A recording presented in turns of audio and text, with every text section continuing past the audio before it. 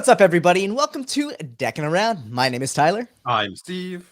And today we are so excited to have Josh Norbido on the show. For anyone who doesn't know Josh is an Australian magician who honestly is probably one of the coolest guys we've met coming out of Australia. And we've met some really interesting people out of Australia. So for anyone who doesn't know, Josh is part of the Magic Guys podcast. You may know Josh from way back in the day from Free Magic Live, or you just may know him from Instagram from being an amazing creator. So we are really excited to sit down with Josh today, talk about magic, his start in it all, what it's like living in Australia, and anything else that comes to mind here. It's gonna be a fun episode.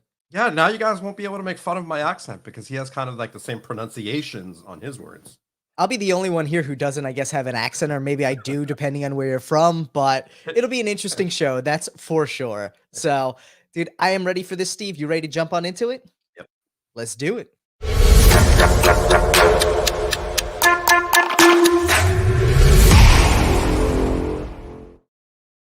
Josh, how you doing, man? Hey, guy, what's up? What's up? Hang on a sec. Oh. Check this out. Hang on. I was going to send you guys some wine, but watch this. Shit. Oh, it's the wrong bottle. Sorry. Nice. That would have been so good. What's up, everyone? Thanks for having me. Josh? I'm doing well. Thanks for having me on the show this morning. Well, for me, it's the morning.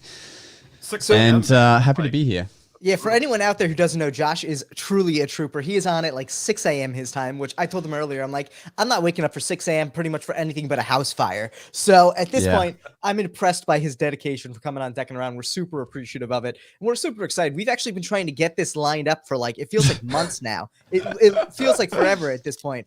And I'm glad we finally made it happen because for anyone who doesn't know, like I mentioned, Josh is part of the Magic Guys podcast. He's a magician in his own right, and you kind of focus more on the corporate space, correct?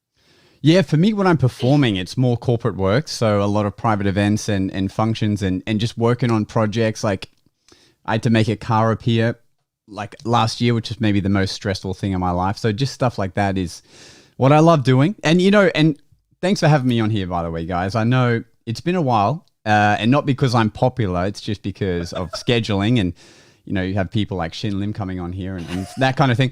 So I thought that for today, I would, try and up this episode a little bit and give it a bit of, a bit of pizzazz. So I created my own intro for this show. So everyone bear with me. Here we go. What's up, everybody? What's up, everybody? What's up, everybody? What's up, everybody? What's up, everybody? What's up, everybody? Welcome to another episode of Deckin Around. My name is Tyler. I'm Steve. And today we are really excited to have Josh Norbido coming on the show. It's going to be a fun one, man. Josh is an awesome magician out of Australia. We're going to have a lot of fun with him.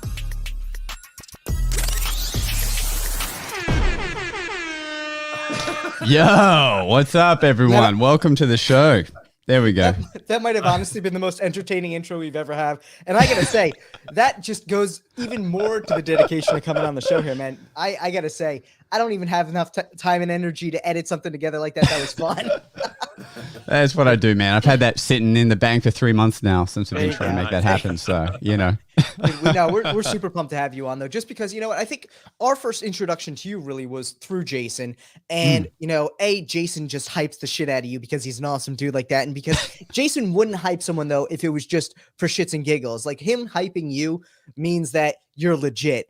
And so coming from that corporate space, not that we doubt it at all, but coming from that corporate space, I feel like there's a difference in visibility because I feel like a lot of times for a corporate magician, you're out there trying to find corporate clients. You're not necessarily worried about, TikTok and Instagram and those things, except for from the promo reel point of view. So for you, how is that social media kind of played out? Has it worked out well for you? Have you gotten more into it, or is it still more of like that building the reel?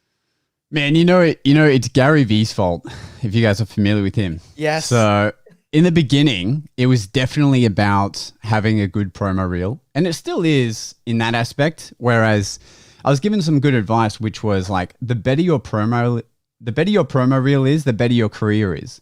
And so the quality of events and the more you can charge and that kind of thing kind of goes up with the quality of the reel that you have.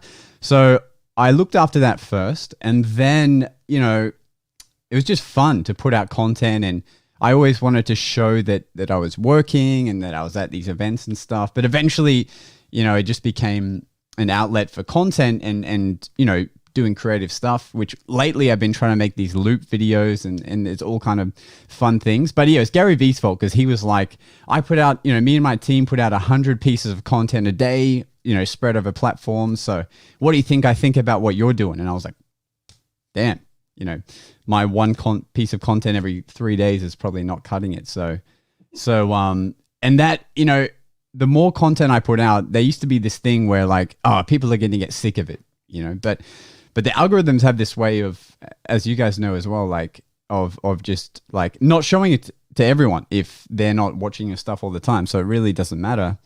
And, all I can say is I'm busy. Like my calendar's busy. I get to do 6 events this week, and I don't know if it's because of content, but but it helps. I think it all helps at the end of the day, Well, and this has to be a pretty interesting time of year for you too, because I know a lot of corporate performers that we're friends with. It's Christmas is the busy time. The holidays are the time where you can make like your bread and butter for the year if you have the right layout. How was that impacted previous years by COVID and everything? When COVID was very polite in waiting till the start of the year to really kick in the beginning. So what happened to me was in, last year for like 3 months from like March till May, everything obviously stopped because that was like when it first happened and everyone's like, what the heck's going on? And then this odd thing happened where, because I never remember really I never remember stopping. I just remember changing what I was doing. So,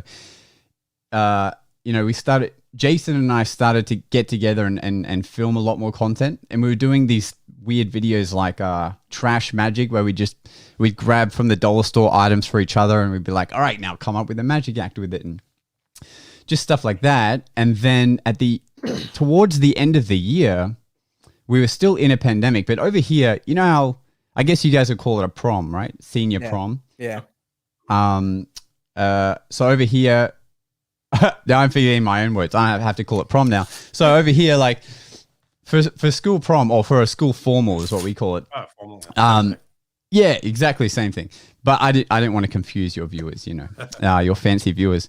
But school formals were still allowed to happen over here. They would happen at the end of the year, but the government just said they weren't allowed to have a dance floor because that would be not COVID safe.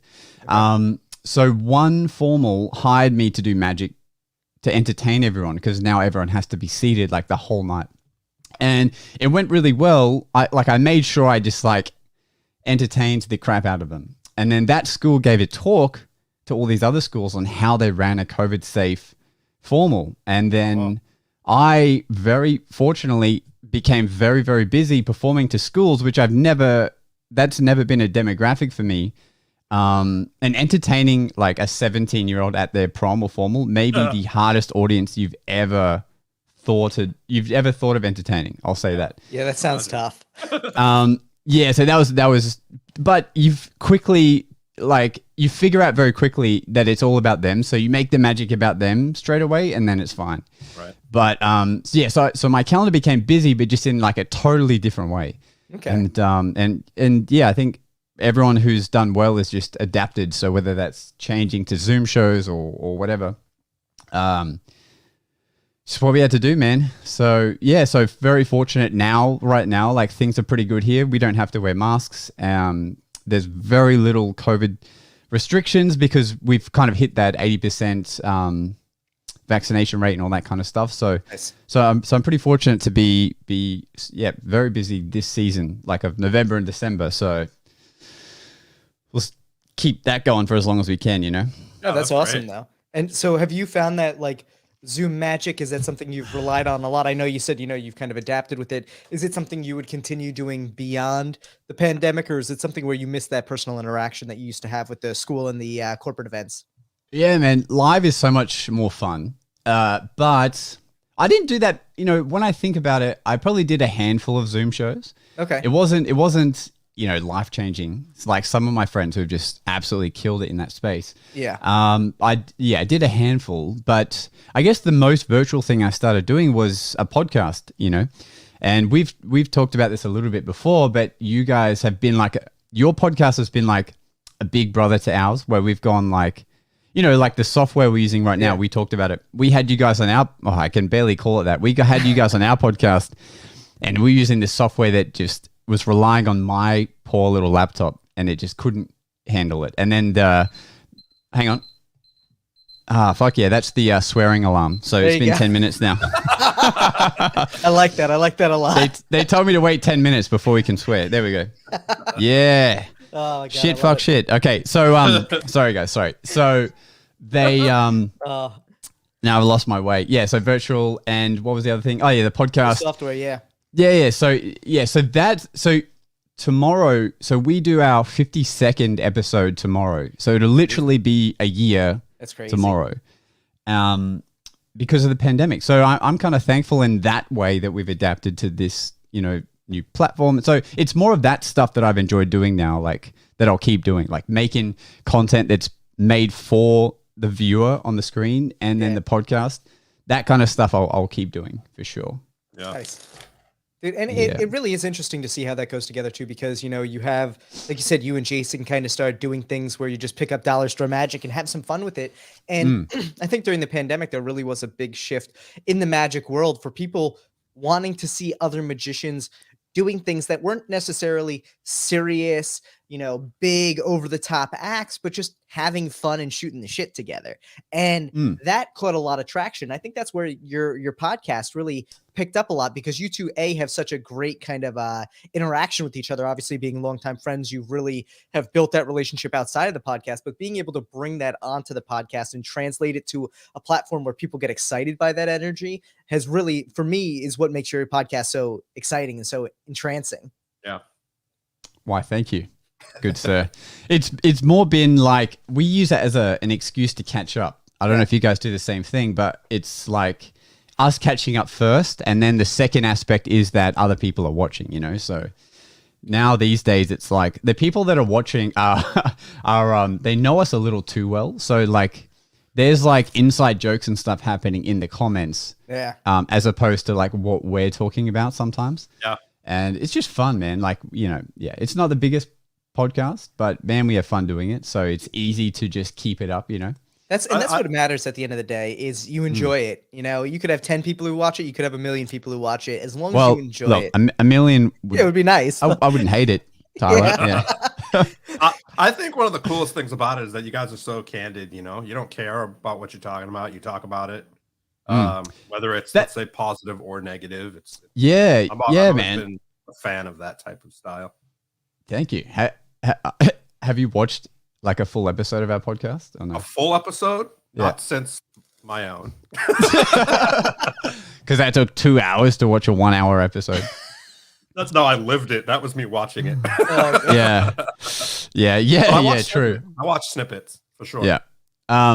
That's a funny thing about like the corporate magician, is that a lot of them try to be as clean as possible as they can, and only show the best parts of themselves, like on the internet, full stop.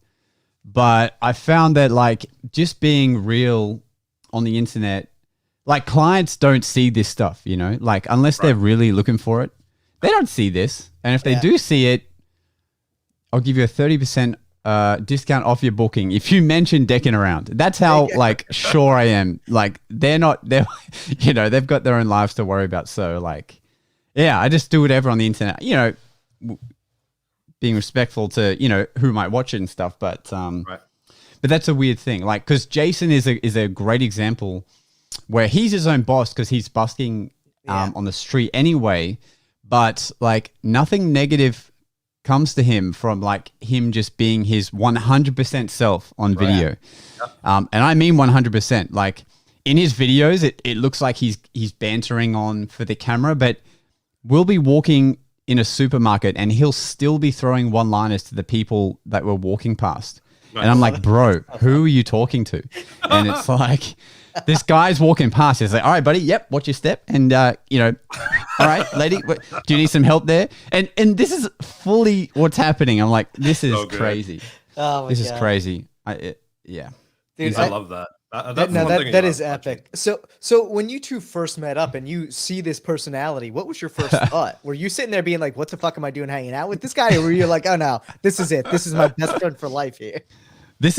Jason is something that's seasoned into what he is now. When I first met him, like 10 years ago or whatever it was now, like we met at a little magic jam at this hotel, and so we were trying to like, I guess what you always do is like you kind of flex different moves you can do and stuff. Yeah. And we just realized that we both like knew a lot of stuff, and we're like, ah, you're cool. And then he wasn't afraid to go out and do street magic for some reason. At least at the time, like it was daunting for someone to go on the street and approach people and stuff, even though they'll do a paid gig or a paid show or whatever. Yeah. Right. So we just had that rapport and same interest where like it was fun to go out and do stuff and try new stuff on the street. Cause that's pretty much where I practice everything. Like anything new that I think is going to be good, I have to still go to a place where I'm not being paid to perform. So I have I'm allowed to be shit, you know? It makes sense. And it makes a lot of sense. no one knows who I am. So for the most part, it's good, but it's I can just rapid fire the same effect like 50 times in a night and just see what it's like. So I did it back then and I still do it now. And so Jason and I used to do that in the beginning, and we started filming a few of them. So there's a few videos of us from like 8-9 years ago that are just terrible in production quality, but they're there. And yeah, and we just kept doing it. And now, of course, he's moved cities, so he now lives in Sydney. Yeah. What a bitch. And luckily, we can still do this podcast virtually, which is awesome. Right. Yeah. But yeah, he's killing it over there, which is I'm so glad to see. Him and his wife are just smashing the busking scene. Nice. And it's crazy. Yeah. It's so crazy stuff. His wife's a magician as well? No, so she's not a magician, but she is an artist. Okay. And she does amazing drawings, and she also does Japanese writing. I can't remember the name of it, but it's like the really beautiful cursive symbols and stuff. That's the word. Yeah. I thought that was like a special word. I was gonna say calligraphy, but I'm like, there's got to be a special word. I mean, I'm sure there's a special word in Japanese for it, but in English it's calligraphy. Yeah, there's a word for like, it's called like kanji or something like that. I think that's something like that. So she teaches it online, and then she also will draw stuff, and she'll set up a display out on the street, and people will come up and she has that whole pay what you want aspect to it. So like you pay what you think it's worth. And yeah, you should ask Jason one day like how well she does. It rivals the magicians. Oh, that's crazy. Yeah, I mean, once you stick like pay what you think it's worth, people don't want to offend you, so they're more likely to pay more, maybe more than what you're normally would charge. So it's definitely a lot of musicians do that. When they put out a new album, they're like, pay what you want. And obviously, could magicians do that? I said musicians. Yeah, I know. Magicians could. I think they could. Here's the thing that you have. Here's where you'd struggle. You'd have to catch them like right in that moment of like awe. Yeah. You'd be like, so how much you want to pay me now? And that may break the illusion. And you want to make sure that like you have like, that's the tough part about it. Like with art, I think it's a much slower dissemination of the awe-inspiring aspect. Magic is like build up, pow. And like in that moment is where you want to catch them. You almost have to incorporate the like, you can pay me whatever you want into the routine. That may almost cheapen the aspect of it, because they're not getting the full picture, and you can't give them the best part of it in the middle. Yeah. And that's what they're paying for. And you don't want to give them the opportunity to pay after the show, because then they'll be like, I'm going to give you $400, and it's like, yeah. I mean, busking obviously is exactly that. Pay what you want, but but yeah, I wonder if as a corporate, it would just be a funny experiment. Like, pay me after the gig and it can be whatever you feel like it was worth. But I feel like people are always surprised how much, magicians earn as they should for their craft.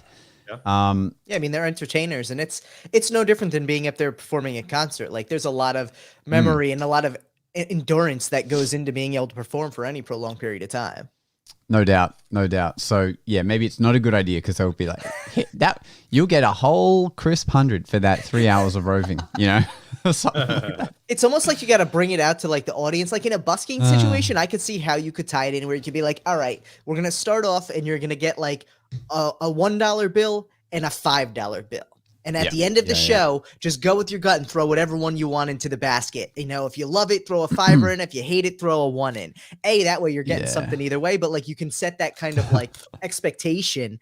But like, and again, like that's off the top of my head. There's probably a lot of refinement that would have to go into it. But from the corporate point of view, what are you going to do? Be like, all right, everyone, let's get on a Zoom poll and tell me how much you loved it real quick. Like, yeah. Well, a friend of mine, he used to do this thing. He's a bit older than me, and he would do charity events, right? Where he would donate his time, but he would say like, I'm going to get you donations, but I just, would like 10% of it or something. It was something like that. Yeah. Okay. And so what he would do is he would have this menu made up of levels of a magic show, like tiers for a magic show. So he'd go up to each banquet table and be like, all right, guys, so we're raising charity for such and such. Here's your magic menu, and you can choose if you want the, spectacular show that's going to be whatever per person. If you want the like extravagant show with the crazy ending, that's going to be whatever, $50 a show or whatever.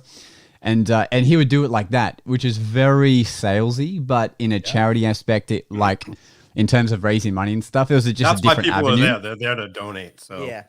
Exactly. Yeah. So there's that way, but if anyone has a better way, let me know. Because that's a great way for sure. But you know what? At what you do, you're doing all right. You Thanks. Get the contract taken care of before you go. Yeah, it's always better that way. Because at the end of the day, there is going to be some, no matter what, there's always one company, person, whoever, who's just having a bad day, and he's going to be like, well, here's $20. And you're going to be like, what the hell, man? That's what you want to try and avoid. Hence why contracts exist. But 100%. And also the nice thing about getting paid before you do the show is because once you get there, they actually kind of forget what they paid you. They just kind of, they're like, cool, you're here. Great. Let's have fun. I had to learn that pretty early on to like have a contract in place or a performance agreement, get paid in advance. All these little things, these tidbits you learn as you go because you learn and you don't do it again. But that's good. I think, the ones who make it, obviously like yourself, you do learn and you don't do it again. I'm sure there's a ton of people out there who are still sitting there, hemming and hawing about whether they want to get a contract because it could send the wrong image. And it's like, no, like, especially in the business and in the corporate world, like contracts are a day-to-day part of life. Like, why should you as an entertainer be any different than the person who provides catering to a corporate client? Like there's no difference there. And caterers sure as shit have an agreement in place because they're not putting out all that money ahead of time to make money on the back end. They're getting paid ahead of time. They're getting paid no matter what, like all these kind of things for your own protection and for their protection. It's worthwhile. It's kind of like that whole thing of charity events hitting up magicians or entertainers in general and wanting like free entertainment to donate their time. And when I was younger, I used to do it. And for anyone just starting out in magic, you should take every charity gig you can, like to get out there in the market. But now, like, I donate my time to one specific charity, which is one like in a children's hospital, and I'll always donate my time. But then for the rest of them, I charge them because you can just ask them, okay, well, is your catering donating all of their food for free? Like, is the hotel venue giving you that massive room for free? No, you're paying them, but maybe a slightly less rate. So look, that's what we're gonna do, So same kind of thing. So I've had to learn that too, because you get hit up all day by really great causes and stuff. And now I just get paid to do them, and otherwise you'll be broke, but you'll be performing like every weekend. You'll be busy, but not making any money. And that's like the truth of it anyway. I mean, there's always expenses as part of a charity thing. Like they're expecting to have administrative costs. And I mean, think about it this way. The people who are working for the charity, who are planning that event, who work for the charity, they're making money too. Like no one in a charity event very few people in a charity event are going in and coming out with having just donated their time for nothing in return. And not that it's a bad thing, but again, like you said, you give a discounted rate, and that's where your donation aspect of it comes into play, Yeah. Now, do you when you do a deposit, I mean, do people give you deposits when they book you, or is it just they pay you right before you perform? Yeah, the deposit thing is probably smart, but I just used to find it so annoying because now you're sending out like 2 invoices, for example, or you're chasing them up twice or double checking stuff. So now with COVID, I would wait a little bit longer for them to have to pay me. But the way I just set it up now is like I send them one email, they just fill out, similar to how you guys book for this podcast. I would send an email with like all the details and everything. Yeah. Really smart, by the way. But thank you. I would, so I just send out a thing. They fill out all the info. I get that back. I send one invoice, and it's just due, before the performance date. Usually like a week before or whatever. Nice. And that way. And here's a big lesson for magicians: don't spend that money until you've done the gig. All right. Yes. Otherwise. Not because you haven't earned it yet, but because like you'll get to the week where you're busy but have no money because you've already spent it, as it comes in. So it's like it really is running a business, but the fun part is you get to perform on the weekends, So I will set up an account where like any gigs I haven't done yet will just sit in that holdings account that they paid for. And then, so that way, at the end of each week, I can literally pay myself. I can go, all right, this percentage goes to tax, this comes to me, this goes to savings, this goes to Penguin Magic, whatever, and you're set. And so that's how I try to run things now. Yeah, that's cool. That's smart though too. Like as a photographer, it's like, when you book something, you don't want to book. I mean, obviously, a photographer's book, and I assume you guys do the same thing. You book out 6 months or a year in advance. Sometimes, so as a photographer, you want to take good, like you don't want to call them deposits because ultimately people can get deposits back, right? You want to call it a retainer because a retainer basically holds that date, So it's like I always take a retainer at time of booking, and that money is mine, whether they want me to shoot for them or not. So if I shoot for them, and let's say a month before their wedding or 6 months before their wedding, they're like, oh, we're not getting married anymore. They don't get that money back because I've already booked that date, and that's already, kind of taken that off the calendar for me for availability. Yeah, it helps to offset any potential lost business you may have had because that date's held. Yeah. Yeah. So I mean, that's so definitely something that I would do. Do you spend the retainer when it comes in? Because like the second part will be like your on the day payment, or would you still wait? I mean, it's income, it's money coming in regardless. If you're booking constantly or whatever, you have money coming in, so it's my money whether it's I get it then or now. I like the way I'm picking up what you're putting down, Steve. I mean, what's the point of holding it? What if I die tomorrow? At least I spent what I had. So maybe I should maybe the better experiment would be to double my fee, but the first fee they pay as a retainer, and then the second one they pay before the gig. So now I'm getting paid twice, but one I can spend straight away. Yeah. So the retainer basically locks in that date, and that's all it does for you. And it's usually 50%. You can do any percent you want. I do 50% before, and then the other 50% is 2 weeks before the event. Yeah. That way, now, I don't have to worry about, like you said, on the day of the event, trying to track them down, trying to get paid. Yeah. That way I'm paid. Yeah, exactly. I go into my job and leave, and I'm done. Yeah. Bam. What about editing? You edit the photos after? Yeah. I do all that stuff and have it to them within 6 to 8 weeks. Damn. 6 to 8 weeks. Yeah. Yeah. Do you get them some teaser shots within like 24 hours, but other than that. Do you get the chase emails like, oh, we're just chasing up to see, when that folder's coming along from our wedding day or whatever? That's why you deliver the images in like 4 or 5 weeks. They think, 6 weeks is coming, and they get them before that. So nice. Over delivering. I like it. That's also a very good business practice in general. It's like when you do estimates or anything, you always say over 30%, like 30% over, because that way when you come in under, people are like, oh man, you did even better, and really all you did was the same job. So I guess it's similar to when I get booked for an event. If it's roving, it's like they paid for up to an hour, up to 2 hours. And I'll always go over that because I love magic and I'm just like an addict for it. But also because I know like then they'll see, you didn't book the 90-minute package, but you kind of got it anyway. Yeah. You're not out the door right at 60 minutes and they're like, oh, well, that's what we paid for. But that little bit extra goes a long way, especially with places where you're trying to get recurring business. Unless they're a terrible client, then you're out on the dot. You're setting you're setting the alarm and you're out of there, which occasionally will happen. I'm always curious about it too, from the corporate point of view. Like, do you ever find that like a corporate, like you get booked for an event and literally no one there cares about magic and no one gets excited about it? Hang on, say that again. I was just reading one of your comments. So have you ever found that? It's Nick Reynolds' fault. He said something about who forgot to looks the video. Don't know what it means. So I was like to like the video. Yeah, who forgot to like the video? Sorry, it was your accent. I didn't. That's why you don't pay attention to that. We take care of that. Oh my God, I love it. Thank you, Nick. We appreciate you trying to get people liking the video. If anyone hasn't liked yet, make sure to like and subscribe. Yeah, buddy. So have you ever, and I'm sure this probably, my gut is like, no, this has not happened, because I couldn't imagine walking into a room of 100 people and everyone being like, I hate magic. Like, that would be shocking.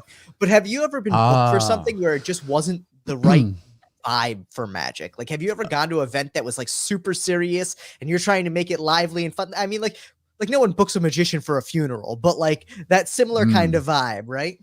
Yeah. You know, interestingly enough, so I used to have a residency at an RSL club. All right. And I would perform there every Thursday. I did this for like 3 years, which is hard to come up with new material for the repeat customers. So like 30% would be there every week. Okay. But there was this one bar in there where it was very common for a wake to be in there. And in the beginning, like it was very daunting to approach people that had just been at a funeral.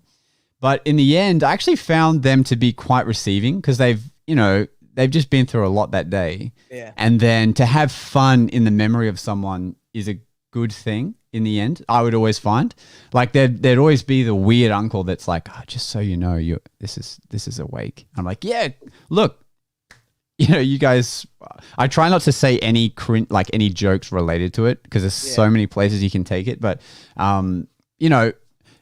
all I'm saying is it's not a bad avenue. It's just I haven't explored it, only accidentally at these at the residency that I had. But to your actual question, now that we've got Reynolds out of the way, it was I've never had gigs where they're like, oh, you can actually leave early because no one wants to see you. I've never had that. I've only ever left on time or cut a show short because of like the environment wasn't right in terms of like, the audience is gone or whatever. But when an audience is uptight, and like the classic is that it's a corporate event, they're all on their best behavior trying to look good for their peers, and they're trying not to like show any signs of happiness, like you're trying to perform for them and they're like, oh, very good. Show those people something, but those environments, the older I get, the less shits you give about that polite stuff. So for me, it's like, all right, I'm going to break you guys. Like, here we go. And then that's the challenge. So I love that. That stuff is great. Yeah. It's too funny. I mean, those people, I feel like you can pull out some of these new freaking phone apps that just people just don't understand, where it's like you can take their phone, have them type in an address, and they're like, what the F? It's like, how the fuck did you do that? Phone. Yeah. You unlock someone's phone, they're like, I can't even unlock my damn phone. Like some of these new apps are so stupid. Like Cognito, I don't know if you've seen that thing yet, but oh my God. Some of them are just like, how are they legal? Yeah. The things they're able to do are definitely like very, I mean, and it's funny because I feel like we live in this like privacy concerned state now where it's like some of these things are sitting there and you're like, oh, don't worry, it's all a trick. But people are still sitting there like, oh my God, if a magic trick can do this with my phone, what can you actually do with my phone? True. Yeah, true. It's scary, the technology that's coming out now. Yeah. It's good for us, but goddamn, that's crazy. Yeah. I was just remembering the other type of venue that's a little weird is the Star Casino here at the Gold Coast is they love having magicians. So a buddy of mine is like the main go-to guy, and he'll get me for a few events, and it's like they put on a luncheon for the platinum members of the casino. So the people that are spending the most on the poker machines and stuff, they put on these banquets and they get us to rove, and they are there, every couple of weeks at this lunch thing. So they've seen magic a lot. Yeah. And passively, so that it's just happening while they're there, and they're all older and not that, they're there to have a nice lunch and chat to their friend Wendy and then kind of leave. So that environment, I've learned to just be more of a conversationalist. And it's like, all right, we're going to use up this hour by just having a nice conversation with these ladies and, sprinkle some magic on there. So you kind of choose your moments rather than going in there like, bam, I will now perform an illusion for you and all that kind of stuff. So yeah, but can I tell you a bad gig story? Yeah, let's hear it, man. You can tell us as many of those as you want. Thanks. Strap in. So it happens at least once, I reckon, every end of year season. And so last year that I've made a note. I'm like, I will not do magic for this company ever again, or at least this lady. So this lady booked me for her company. And the first red flag I should have noticed was she wrote the address down wrong, like on her contract of like where the gig is. So did she put it at her house instead? Yeah. Can you imagine? I haven't had any of those stories. But when I was on a cruise ship, just side note, I met a violinist and he has had some of those weird stories where it's like, will you play the violin while we get it on? And I was like, whoa. And he's like, a gig's a gig. And I'm like, all right, bro. For the right number, yes. Man, violinists have like the craziest life, man. Was he a violinist or a fiddleist? Yeah, good question. I don't know. Man, I'll tell you guys off air. It's just crazy. But so I got booked this event. So she wrote down the name of the venue, but she put the wrong suburb in there. So I put it in my maps. I'm like, okay, this is the name of the venue. Took me to a slightly different place, and I'm like, okay, is this the place? So I tried to call her. I'm not getting through to the client at all, which is an odd thing at an event. Like they're busy, but they're always making sure they're chatting to a million people about supplies and stuff getting there. Yeah. So I'm like, okay, I haven't got any contact with her. Fine. I'm just going to go in there, do my thing. Some event is going to get a magician right now, and it's going to be great. So I go in, and it is the right event. And I get in there, and then this woman comes up to me, and she's like, "Oh, you must be our magician. My name's whatever," which is not the same lady that booked me. She's like, "I'll introduce you to our boss, and then I'll show you the setup of the room and stuff."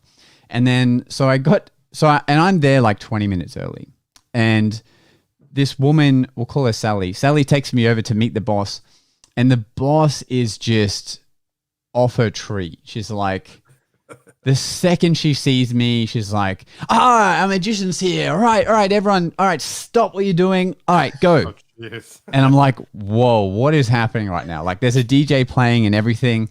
They've got poker tables set up, and she's like, go. I'm like, oh, yep, nice to meet you too. I'm just going to set up over here, and we're going to have a great night. And she's like, Bob, stop playing poker. She stops this poker game happening. She's like, watch the magician. I'm like, whoa. Watch me get ready. Yeah, I'm like, so I do like this one quick thing. I'm like, okay, yeah, this is just a little teaser. This is going to be fun. So I'm like, oh shit. So I sit down my stuff, and she's acting like the kind of show and tell boss. Is like wants to show me off to like every single staff member, So awkward. So awkward, man. And then this weird moment happened where she was playing at the poker table. I'm in the vicinity of her earshot, and she's like, magician, come here. I'm like, oh, okay. And she's like, yeah, do magic for us. Watch this. And she like, as a boss telling off their employees for doing something wrong, that's how she tells them to stop playing this game, to watch me. So they all feel weird. These adults feel weird being told off by this woman, and now they have to enjoy what I'm about to do. Right. And so I get in there, I do some magic, and just like, no, but now do the good stuff. I'm like, oh fuck, all right. And then, so like, yeah, so at this point I'm like, I just need to destroy her and then get on with the rest of the gig, as in like do something good. Yeah. So, yeah, the phenomenon that is double cross, we're all familiar with. Yes? Oh, dude, Yeah. so good. So I have feelings about this effect, and I, for the most part, don't do it at any events now.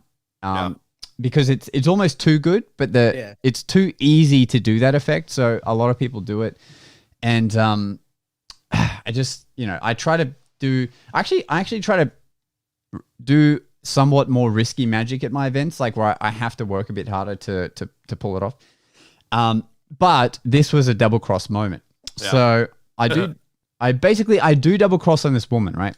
And she's so high on whatever drug she's taken that it happens, and she's like, "What? Is that it? Oh, that was shit. All right, do something else." And I'm like, "Oh my god."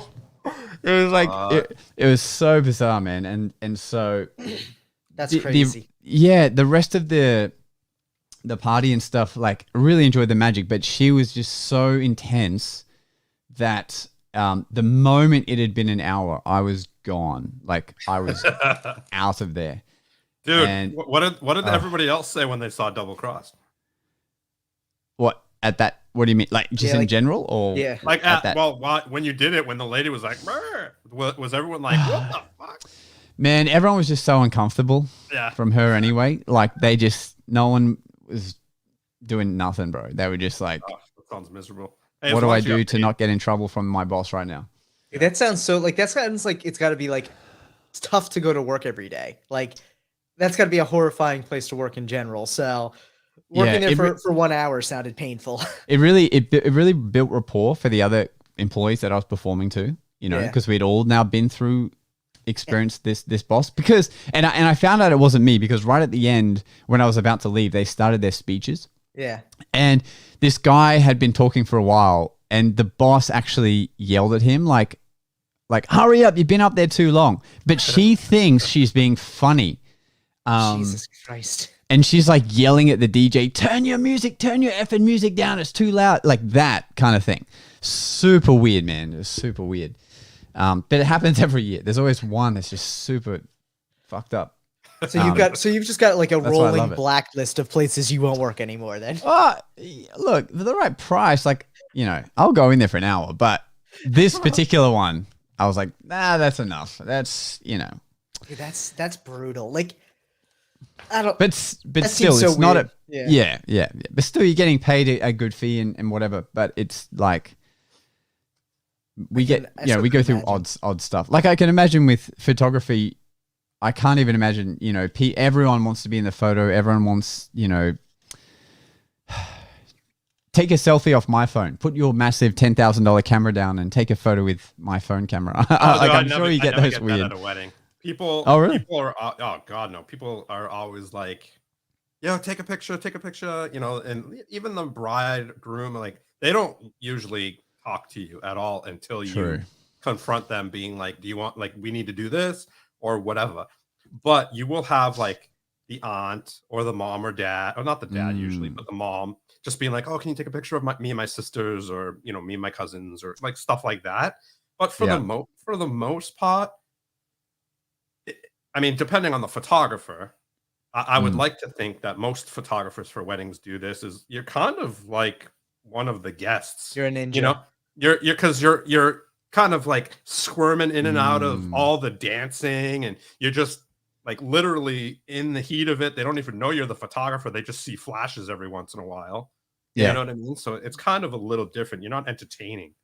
So basically, like they can't see the images on the spot. If they could, they'd probably be like, well, why is that so dark, or why is that so light, or like something like that. But they're literally they have to wait to see what they're gonna see. Do people try and hit on photographers a lot at weddings? Is that a thing? Because like magicians will get it every now and then, but is the photographer world like that? At weddings, usually not. It definitely happens at weddings, but not likely. But at like concerts, all the time, every single concert you shoot, because what they think is you're gonna get them backstage, you're gonna get them to meet the artist, you're gonna get them, you know what I mean? So it happens a lot outside of weddings, but not so much weddings. I feel like a good wedding photographer, like anytime I go to a wedding and there's a wedding photographer there, like you barely see the photographer. Yeah, that's a good photographer. You see a flash here and there, but they're always somehow in the right place at the right time, and then when you turn around, they're gone already, and you're just like, what the hell? Like, That's a good photographer. Yeah. And all those like, you shouldn't see a flash other than when it's like necessary. Yeah, when you're dancing or whatever. I don't use flash outside of the ceremony. I mean, outside of the party, and smart man. You want to be seen as least as possible. You know what I mean? And have you, most importantly, have you had anyone come up to you being like, "Hey, you're the Deckin Around guy. Can I get a picture with you?" The only person that's done that is Tyler when I met him. No, Steve made me take a picture with him. That's how it went. When we met, we were like, "Hey, let's take a picture." That's probably as big as it went. So yeah, thankfully no fanboy moments yet for Deckin Around. Maybe one day, but we'll see how that goes. But yeah, I mean, I think we've talked about it. Like, I'm sure once the next Magic Live happens or Blackpool happens, you get to meet some listeners. Yeah, that's the hope. That's definitely the hope.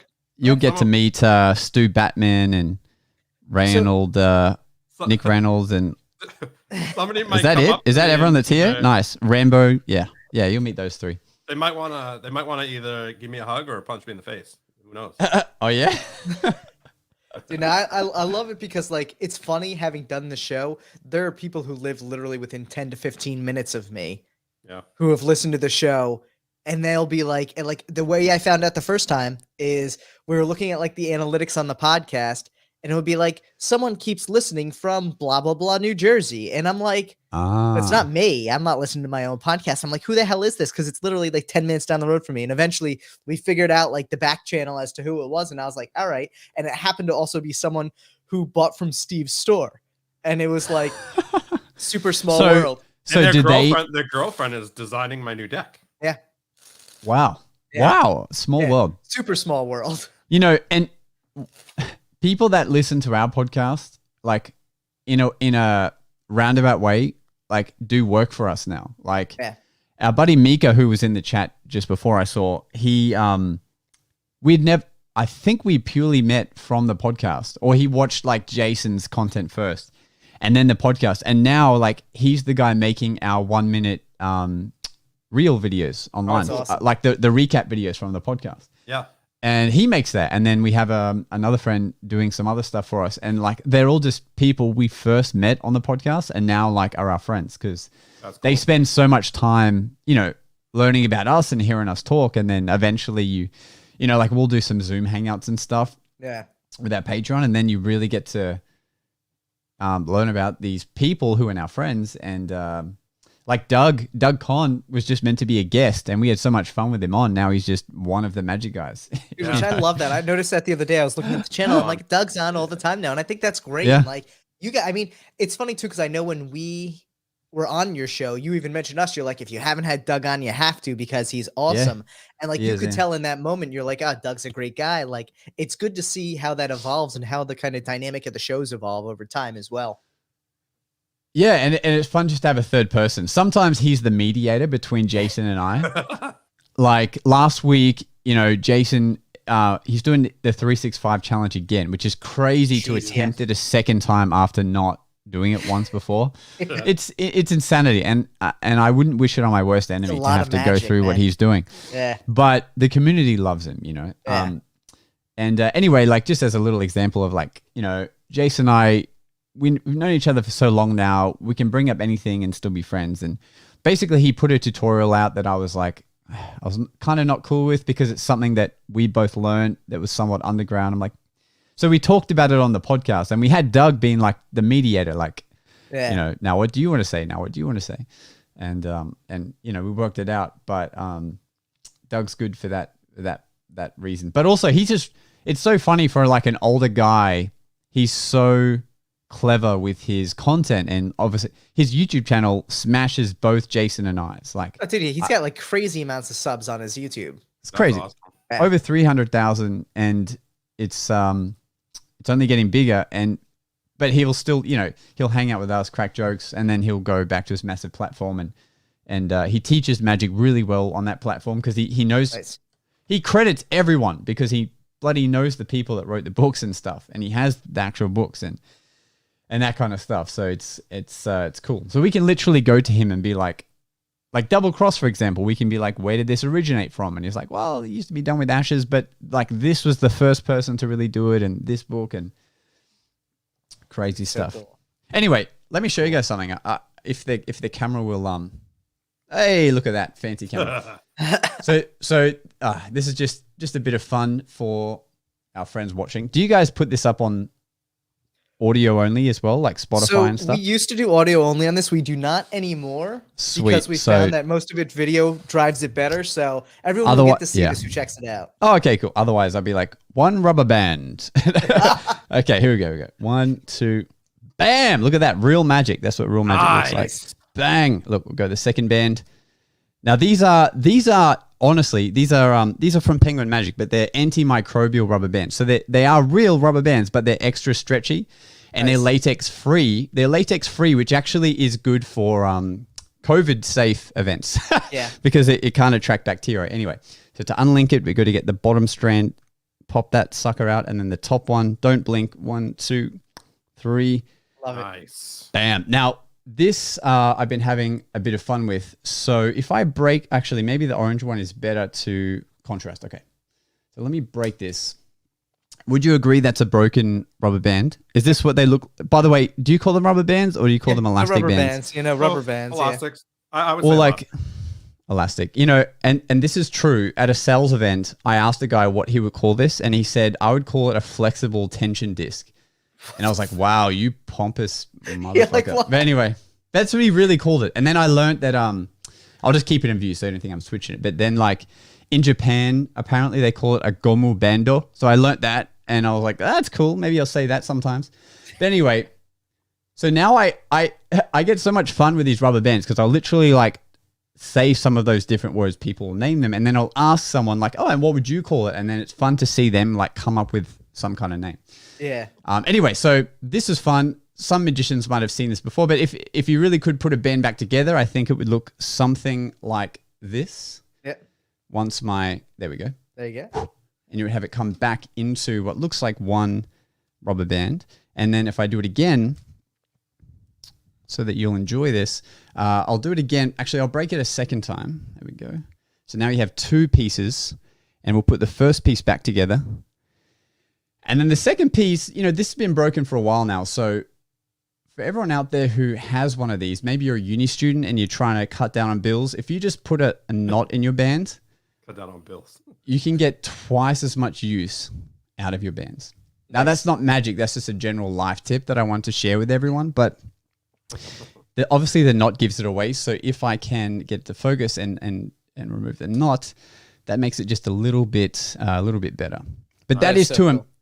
Thank you. It is to pay what you feel it's worth. But to really fulfill this, we've got to put it back on. There we go. And it will stay like that forever. And that is a gift to you. Let me see if I can. Bang. Look at that. Nice. Yeah. Dude, Any questions?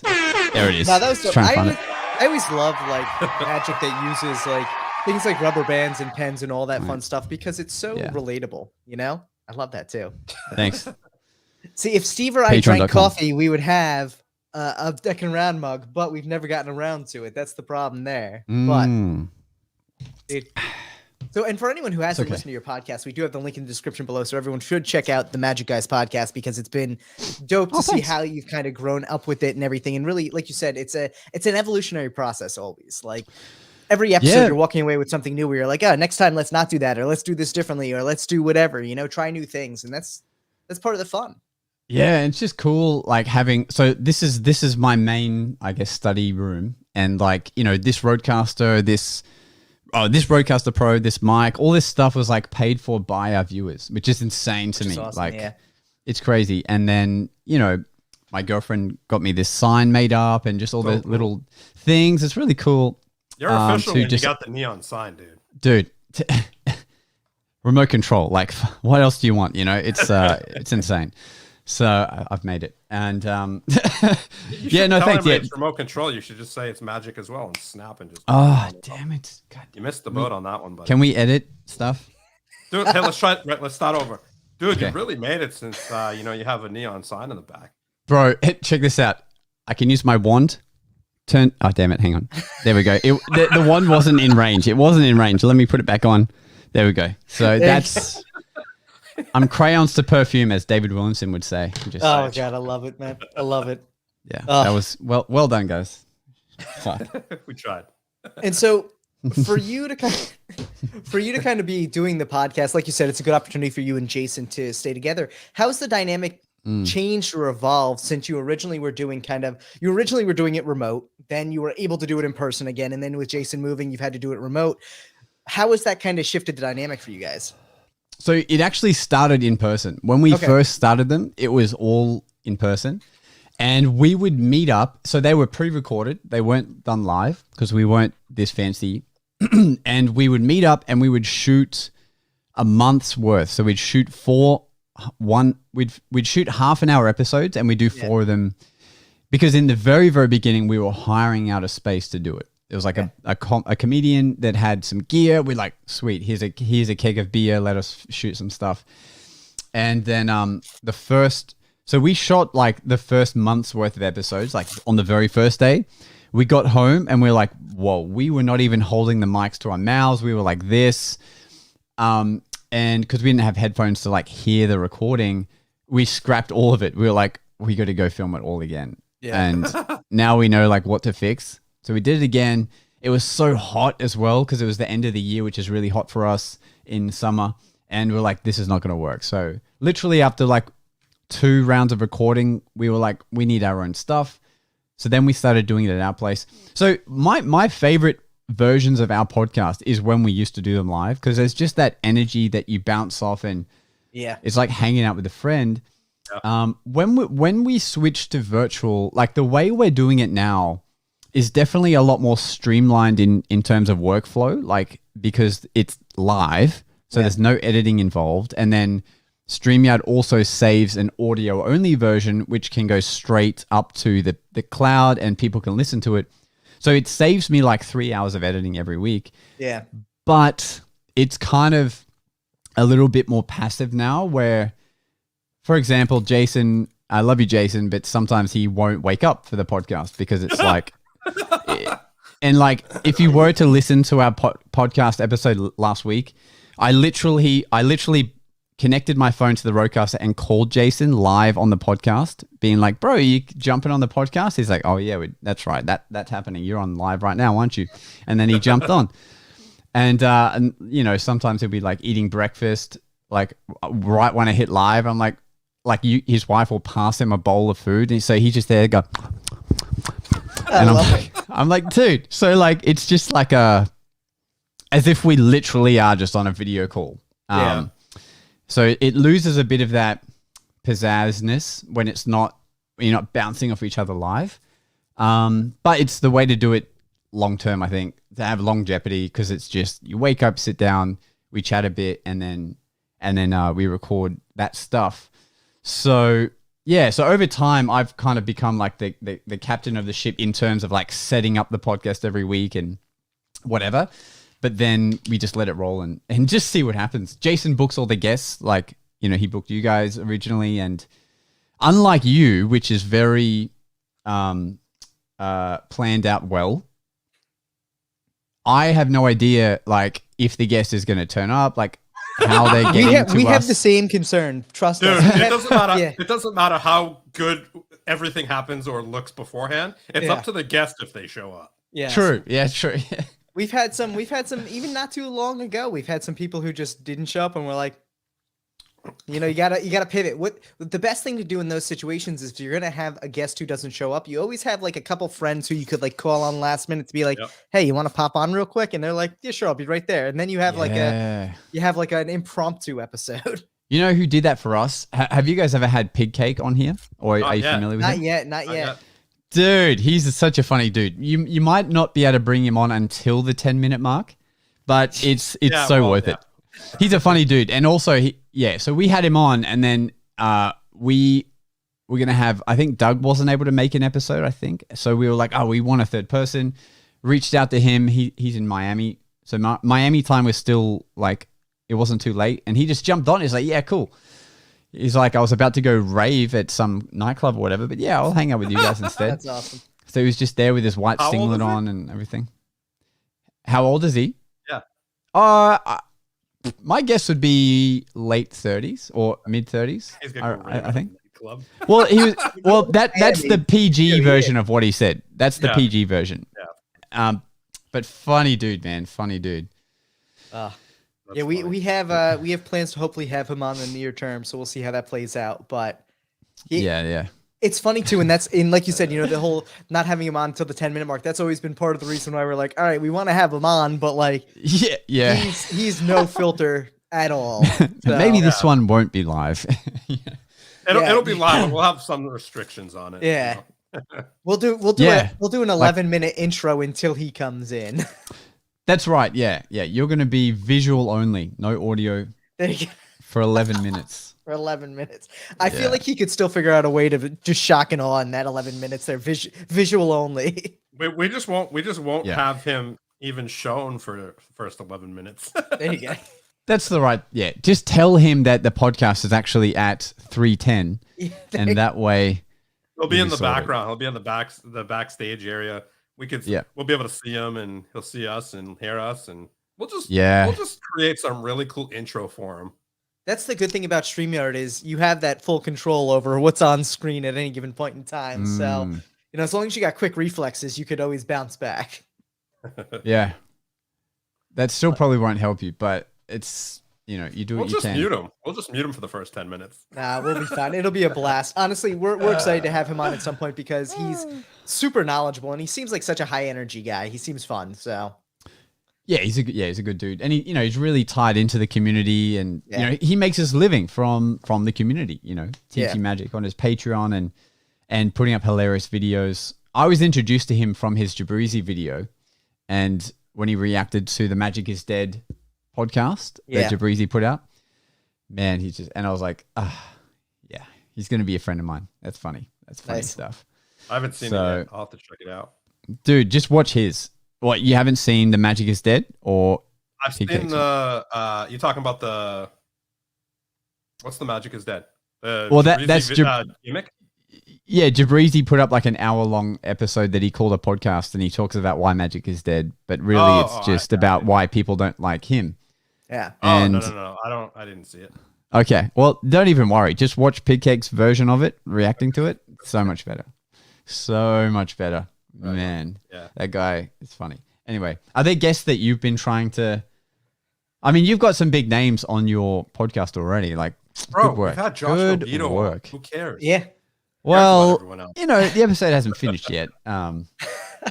See, for us, we honestly, I have to say, like, and Steve and I think have both taken this approach. Like, we just like having cool people on, no matter how, no matter what the following count looks like, no matter how well known they are. And I think, if someone isn't well known now, you never know where they're going to be in 3 to 5 years. I think that's what it really comes down to is we've had a lot of people on who Steve and I think have a ton of potential in the community who just may not be that well known yet. And it's only a matter of time. At the same time too, this is I think Magic cardistry playing cards as a very transitionary community where you could have someone who's, a headliner right now and then completely removed from the scene in 3 years for whatever reason. So there's a lot of transition there in the amount of people involved. But like for us, it's like more about who do we think is going to have good conversation? There are hands down people out there who are probably, multi-million follower on social media who we probably wouldn't have on the show because seeing what their personality looks like, it would be like 6 minutes. It would be like, so you like magic? Yeah. Okay. Thanks. See you later. Like, so it's trying to find those people who can actually be engaging and entertaining and have personality to themselves, Yeah, sounds racist. What do you think, Steve? I like how he asks me. I mean, hey, sure. Go with it. Let's ask the one that is controversial. Oh my god! But I mean, how about you guys though? How have you found the guest kind of trying to get people on the podcast? Like sometimes it's like pulling teeth. Yeah, look, Jason tells me that someone's coming on next week and I go, all right, cool. And then that's kind of, and then I see if they turn up. So Jason will go, he'll have these sporadic times where he's like super enthusiastic and he's like, so he'll, he has a big platform now. So he'll reach out to people and they'll go, oh yeah, cool. He must be someone. And then they'll try and tee it up. But he has had some people say no in a kind of weird way, like that they'll say, I only go on things that, a long way of saying it is like they only go on stuff that's going to benefit them, kind of thing. Yeah. So that they like wanted a email detailing like what it's about, what we'll talk about, like what's in it for them, that kind of thing. And we're like, what the hell? All right. And so, but eventually we let you guys on the show. It's just in the beginning, it was like a little bit tedious to get that stuff sorted out, Dude, I mean, we've legit had people ask for like, what are they getting paid to be on? And we're like, no, like you don't understand. This isn't a paying gig. Like we're not going to have you do magic on here unless you want to. We're just going to get on here and chop it up for however long. And they're like, oh, and some people are like, oh, okay, cool. Others are like, nah, I'm good. I mean, I'll be honest, yeah. Like most people. So I'm the one who does all the booking, right? Tyler will definitely send me over people that he thinks are, good ideas and stuff like that I might not know or whatever. But we're booked out pretty much 2 months in advance. And nice. We've had what a flex. Sometimes 3 months. Steve got overzealous in the beginning. Steve got really excited, and we were booked out like 6.5 months. I'm like, dude, you got to stop. Like we can't have to change someone's calendar in August when it's February, because then they're gonna be like, what the hell are you doing? So yeah, it's terrible. Yeah. But now we're like 2 months. That's a good pace for us. But what about? I've only had two people respond back with really douchey remarks, one of them being like Tyler said, how much you guys pay? And I was like, yeah, it's not that type of show. And then the other dude was like, who else has been on? And I was like, yeah, don't worry about it. First of all, we've had 15 people that have been on that are way bigger than you, bro. Like, don't worry about it. You don't have to be on our show. Yeah. I didn't say that, but I would have liked to.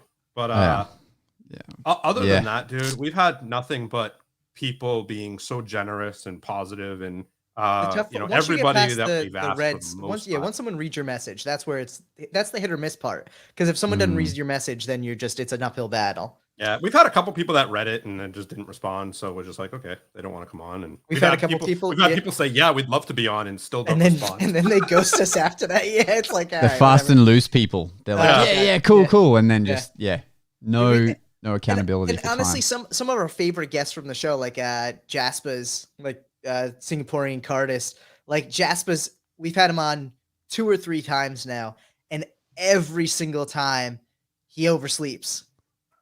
Even if it's not, he doesn't oversleep. That's a sleep schedule, and we kind of cut into it. No, but there have been times where we're like, hey, dude, we're going to do it at 2 PM for you. And then he shows up 30 minutes late and he's like, oh man, I was asleep. It's like, when are you not sleeping, bro? Like, so we've had like, but you know what? Those are like fun times where we can like just play it off. Like Jas was on for his first episode. It was just Steve and I shooting the shit for like the first 5-6 minutes. And then he like showed up. We're like, all right, cool.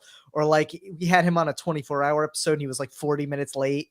So like, yeah. Nice. And we were just like, all right, cool. Like we've gotten very good about being able to kind of just like roll with it when it happens. And that's part of the big thing with it too, is you just got to be able to be like, fuck it, someone didn't show up. Like either find someone last minute or just you get an hour of Steve and I talking about inane stuff. So yeah, that's you just got to roll with it. Yeah, that's the lesson. You got to roll with the punches, no matter what happens. Like, like Tyler, name a card. King of Spades. Nice. Correct. Yeah, cool. We can move on. So like whatever happens, you just kind of roll with it. It's all good. Yeah. For sure. I think coming from the magic. Good, Steve. I was just gonna say, luckily, like Tyler was saying, you have a couple people that you can call and be like, "Yo, get on the show," and they'll come on, and we'll have them on, and they're just hilarious dudes, So it's and I'm always happy to. By the way, not saying I'm like quality person to have on all the time, but I'm always keen to jump on when I can, provided I'm awake, because you guys have it rather early. But I love this stuff. I love it. I love it. I remember watching an episode and you had someone like smell a deck. Have you stopped doing that because of COVID, or you just you gave up on it? We kind of, it's interesting because I was ready, but it just haven't been asked yet, so I just wasn't sure. We'll bring it back. Sniff a deck, we'll bring it back for you. So, what deck are you going to be sniffing today? I'm going to sniff Steve Cohen's deck. That's funny because if you look, Jimmy just wrote sniffing my visions. There you go. Nice, Jimmy. This is for you, Jimmy. Yeah, there's a few. So I went to see Steve Collins' show, The Chamber of Magic in New York. Cool. Probably the best magic show I've ever seen live. Absolutely. And then second to that would be In and of Itself, that I watched on Hulu, not live. But you guys are looking at me a bit blank faced. Have you seen In and of Itself? I have. Yes. Oh, thank God. Okay, great. My then we couldn't be fiance friends. Didn't really like it that much. She thought it was a little intrusive, but yeah, right. Yeah, I don't think I could get my girlfriend to watch it because I think it would be boring. Oh, dude, to her. She loved the idea of it, but she just thought it was a little manipulative. Yeah. Okay. I mean, yeah, all magic shows are manipulative, but I see your point for sure. I mean, I thought it was phenomenal. I thought it was great. Yeah. I would love to see it live, that's for sure. Same. So, saw Steve Collins show, and he was selling his decks. One is green, one is black, made by Theory 11. And Tycoons, love that. Yeah. So for our friends who are just tuning in, there's the bad boys right there, and yeah, really nice gold foiling, all that fun stuff. And you probably had these made so long ago, but the cool thing was the detail. Like when you take it out, it's in a particular magician's order that is ready to go, which is nice. And I didn't think there was any differences between the green and the black deck that I got. But when COVID hit, I took the opportunity to reach out to Steve, and I ended up doing these 2 Skype sessions with him. And then he explained that there's like some magicness to one of the decks, and that's I was really cool. Like, damn, I didn't even know that. And he explained like why it's in a magician's order, but like he had set it up so it's like in an order he knows, but the ace was still showing on the face. So he's like, all you have to do is cut it at like 10 cards or whatever, and now it's in your order, ready to go. That's so really that cool. when it comes out of the case, it looks like maybe it's in brand new deck order. And so that, but smell wise, yeah, minty fresh as expected. USPCC has a very kind of mellow smell out of most playing cards, which is probably a good thing. You know, you get some of the more either like Chinese or Taiwan printing cards, like they get to be like very chemical smelling. I guess is the best way to explain it. But like, have you considered coming out with a Deckin Around cologne that is a new deck smell? That would be interesting. I gotta say, it would have to be the right one, because like this smells like citrusy chemicals. Whoa, ease up there, buddy. I mean, we've seen people eat cards. You're more than welcome to eat some. We've seen Australians eat cards on the show. If you want to jump into it, I know you guys are crazy. Many cards have been in my mouth for performing, but I don't. I know we've seen people swallow cards, which is crazy. But like, you gotta. We highly recommend for those you use USPCC because they're all natural or whatever they call it, water-based glues and those things. Yeah, vegetable-based ink. So we know you're not gonna like die of like heavy metal poisoning or something.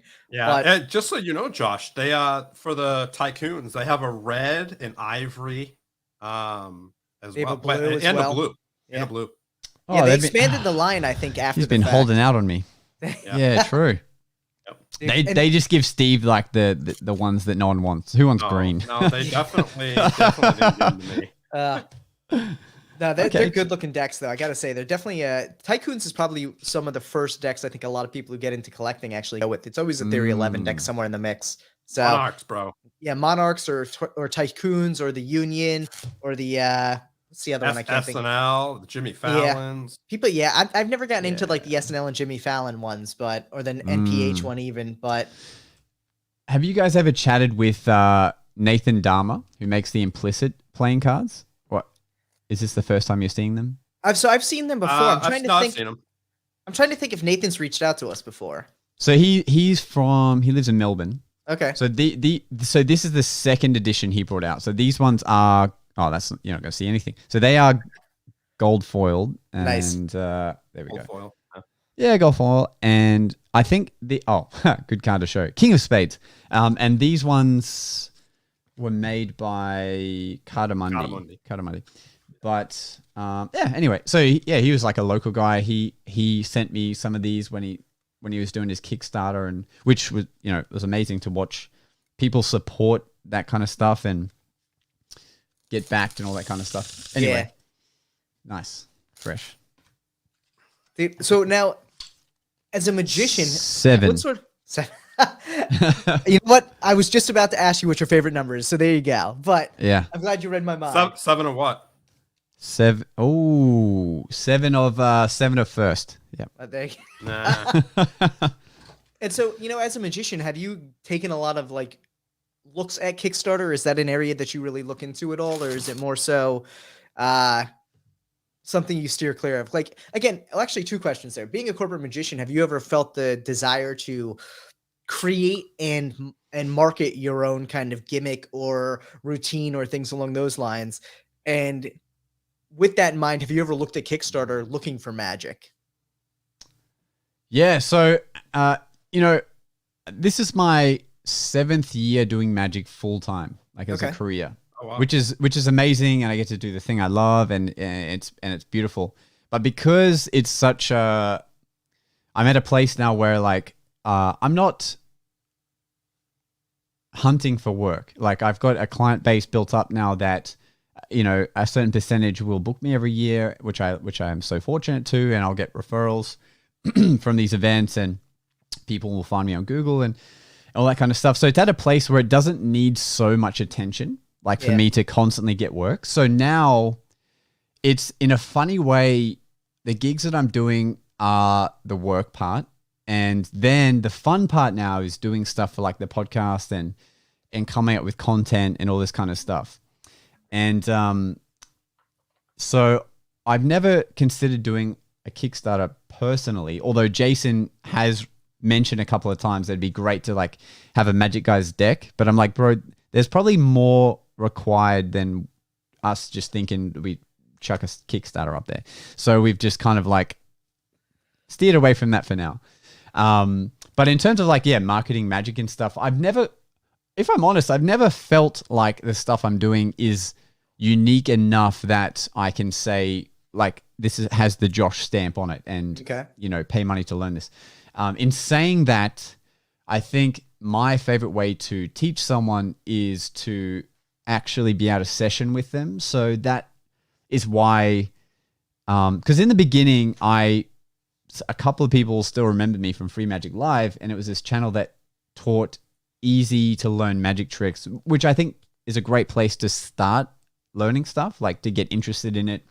And then people would go on and learn from bigger sources and stuff like that. So like it was fun to teach there, but I found like my soul was just not getting fulfilled because people would just keep coming back every week just to learn the new thing. And there was they were not taking it anywhere. So then I was like, okay, this, I'm going to stop this.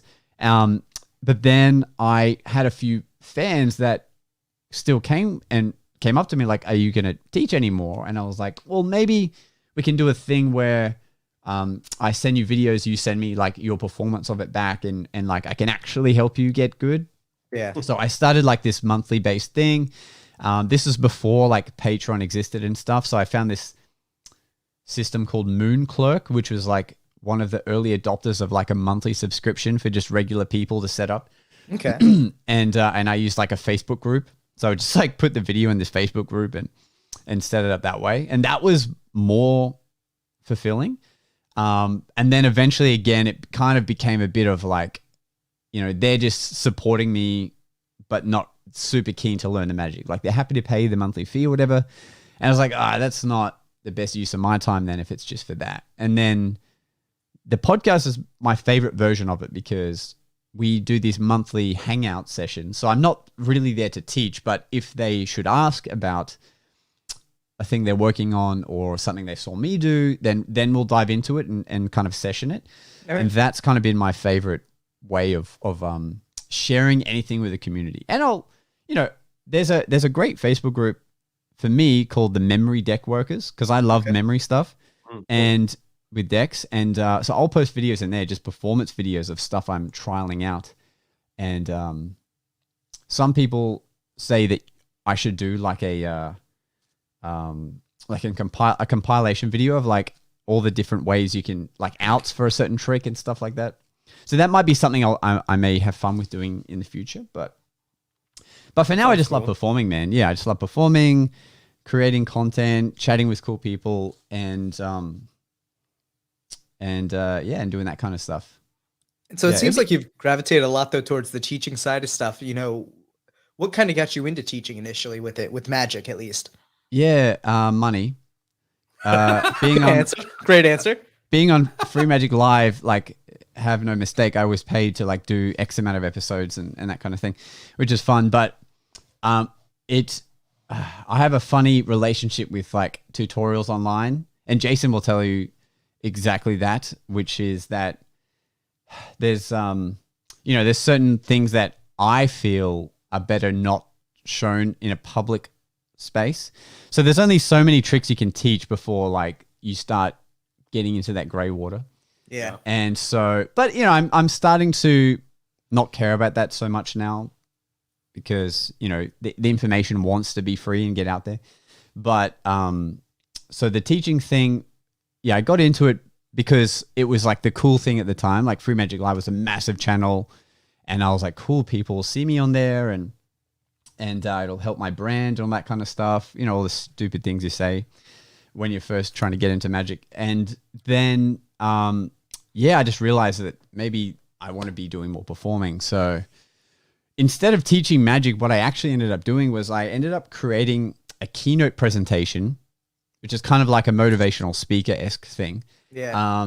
And I created this show called The Magic of Sales, which was made for conferences and stuff in the corporate world. And what it was a magic show that talked about sales, but used magic as the metaphor. Okay. And I'm not the first person to do that style of presentation, but for me, because I had a full-time job as a sales manager before I dived into being a wizard. And so I had this like knowledge and stuff, which I applied to being my own, full-time magician, but I could use those skills still to make this fun show. So my form of teaching is like teaching in form of a show where it's an audience that's not magicians, and I can talk about stuff that will value and help them. At the same time, I stand out to the other sales speakers because I'm the one doing magic, and people are, having fun and laughing watching that presentation and stuff. So that's kind of where it's led to now, is like doing that style of thing. That's cool. And so what kind of made you realize, like, one day you're, sitting there being a sales manager and you're like, fuck this, I'm out, I'm going to go do magic? Yeah, you just said it, man. Yeah? You're just really fed up with it? No. So the short version of it is, I loved magic. I was showing magic to anyone I could to break the ice. Yeah. So the first sales manager job I had was at a fitness club. So signing people up to the fitness center. And I would show people usually rubber band magic or just something small to break the ice when they first sit down to like talk about their health and fitness, which surprisingly worked. And then I would get in trouble when the actual boss would walk in the sales room and I am with my deck of cards, like trying to get a perfect pharaoh. Nice. And it would just happen like a little too often that they'd actually get quite annoyed. And then I met my girlfriend because she was hired to work at the gym. So technically I was her boss. And my magic was getting pretty good at that stage, but I wasn't doing gigs yet. And I credit a lot of my career to her because we started dating, which is the golden rule to avoid in any workplace. And I ended up leaving that job a couple of weeks later, I think. And I then just had like these sales jobs that were just there to earn money. But in the meantime, I started to get work from people who knew me, that knew I did magic. They'd start hiring me for their parties and stuff. And then I reached out to entertainment agencies and this whole thing kind of snowballed. It took about it was a 2-year period between starting to do like the first paid gig to then leaving all daytime jobs to pursue it full time. It took 2 years of just constant grinding to get out there and stuff. Yeah, that makes sense. I mean, yeah, it takes hard work to get to a successful point, 100%. So it wasn't a moment of fuck this, I'm going to do magic full time. It was just like a slow progression. Yeah. And then there was a little moment where I worked for Fuji Xerox and they said that we want to give you a promotion, but we want you to stop taking days off to do this magic stuff. So there was a little pivot point and I was like, well, I actually don't need you. I make more doing my gigs, but this is just like a stable thing. And then I was out of there. But yeah, hard work is the answer, is how you get out of something you don't want to do what you actually want. Yeah, persistence, man. And it seems like after all this time too, you actually really enjoy it, which I think in and of itself is worth whatever potential loss or gain there, you know, monetarily. Like, thank God. Making money and enjoying something is worth it, you know? Yeah. And you know, in hindsight, I talk about this on the podcast every now and then when it comes up, but I found out like 2 years ago that I, through just unfortunate events, I found out that I had Crohn's disease, which is like what Dynamo has, right? Yeah. Yeah. But if you met me, you wouldn't know, because I'm so stress-free that it doesn't really affect me. So I'm on like medication and stuff to control it. For those who don't know, it's like an autoimmune disease. So it's your immune system attacking yourself, which is normally your bowels. Yeah. And it just means that your body doesn't absorb all the food that you're eating. So you very often will feel very tired, have no energy, feel lethargic, that kind of thing. And when it first started happening, I didn't know what was going on. I was like trying to do gigs, but I was like super tired. I was like losing weight like crazy and stuff. But what I was told was like, you get it under control pretty easily. You know, medicine these days is amazing. But what does bring it on is stuff like stress. Yep. And I'm really lucky that Fucking stress. There's no... Yeah. I'm really lucky that my Kickstarter, if you want to fucking let Jason run the Kickstarter. Let Jason run the Kickstarter. Very true. But yeah, my day-to-day life has very, very little stress. So I'm really fortunate that everything's kind of worked out the way it has, in which that I'm able to function like normal, because, you know, I just have so much fun doing magic and shooting the shit with you guys and stuff like that, that it's just like, I'm very lucky that in this part of my life, you know, I was able to get to where I want to be. Yeah. Otherwise, like, I can't imagine doing a 9-to-5 job now, and I'm just like stressing and you know, in pain or whatever. And who knows what my life would have looked like had it gone that way. But no, that's for sure. You know, it's so interesting. You know, Leslie, my fiance, she had a job working at like a beauty, like a luxury makeup company. You know, and the fucking company was horrible. Such a toxic environment, and the stress levels that she had was horrible, you know. And it's amazing what happens when you get rid of that aspect of your life, how much better you feel, how much better you sleep, how much better you eat, how much better you have in your relationships around you. It's just crazy how much stress just fucks with you. It's insane. You know? Yeah. I mean, Tyler had to deal with me through my Kickstarter campaign. You know, I got shingles during my Kickstarter campaign. Yeah. Steve's old. Yeah. So you know so the way I found out that I had Crohn's was I was given the task to make 5 high school students appear at like a graduation ceremony, where they were announcing who were going to be the school captains for the following year. All right. And to set the scene, it was going to be in an outdoor stadium. So it's daylight. There's no studio lighting, right? It's daylight. You're on the grass. You're on like the field. There's people watching 180 degrees. There's also all the high schools, all the senior students are seated behind you, and it's hot, and you've got 2 months to make it happen. Go. And you have like a medium-sized budget. So it's not like you can, you know, do crazy stuff. Yeah. So I was given the task, and I am always someone who will say yes, and then I'll figure it out later. And so far that's always served me well, but it's also very, very stressful. And you know who actually gave me advice on this project was Franz Harari. Oh, nice. Of all people, I was like, you know what? I'm just going to ask the top dog in this situation for doing something like this. And he replied to me like within the day. He's like, that's awesome. You know, I love what you're trying to achieve. I'm going to give you the contact to my, you know, my team that would do this kind of stuff. And then I got down to talking to this guy, but this guy, like, it's his job to be a consultant for TV shows and stuff. So he was kind of like giving me pointers, but didn't want to spell it out for me because that's how he makes a living. Yeah. What a dick. But no, he was a great guy. Very helpful. And Franz like checked in. He was like, "Oh, like how is it going?" And I was like, "Wow!" Like all through That's email. awesome. It was That's really cool, awesome. man. And it was so fulfilling because what happened was eventually I created a way to do this, and because all the advice I was getting from people was it's not going to work. You shouldn't do it. You should just do stage magic instead. Rubber bands, anything, sponge balls, whatever. Linking rings.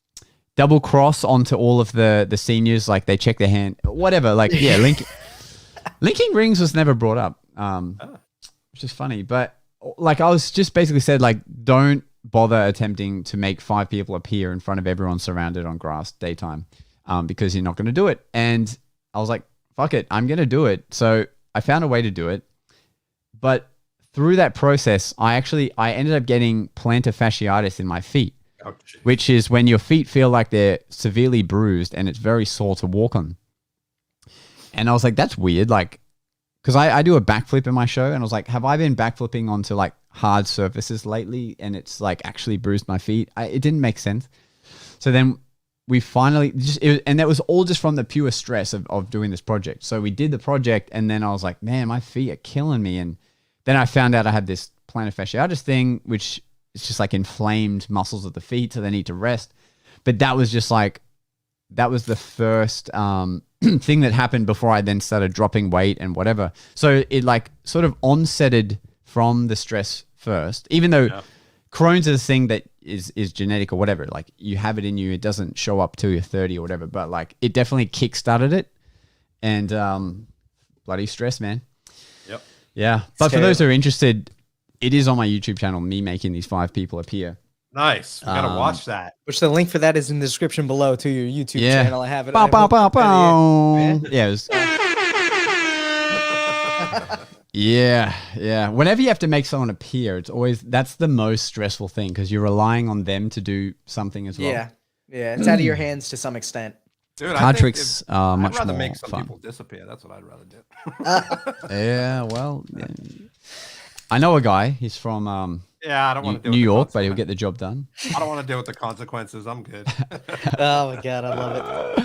And so when you're not doing some of the creative stuff like the podcast, you're not doing your gigs, what takes up your time? Yeah, making people disappear, very lengthy process. But when you're not doing that, you know, I go to the gym a lot because I have, you know, a decent amount of time in my day. Yeah. So my girlfriend and I will go to the gym. We have 2 dogs, so we'll take them to the park, walk them. What kind of dogs you have? Alive ones.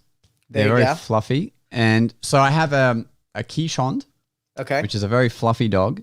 And then we have a rescue dog from the RSPCA, like the animal rescue place. And he's like a small dog, probably part Fox Terrier with something else.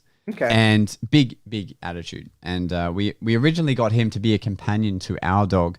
And then we were like, yeah, we're going to keep him. So they require a bit of attention. My girlfriend also has a horse, which just gets looked after on this property that's about 20-minute drive from us. All right. And horses have to eat food every day. Did you know that? They eat horses, and they're expensive.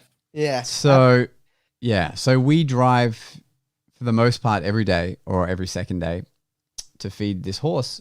And a lot of the editing I do for videos and stuff is done like while we're at this paddock. So she'll be looking after a horse and I'll be in the car like editing my next Instagram video that's going out or whatever.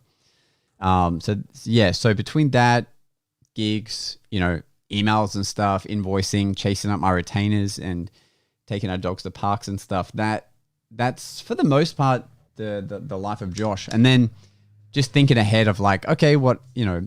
Thank you so much, Jason. Thank you, Jason. We appreciate the support, man. Oh, shit.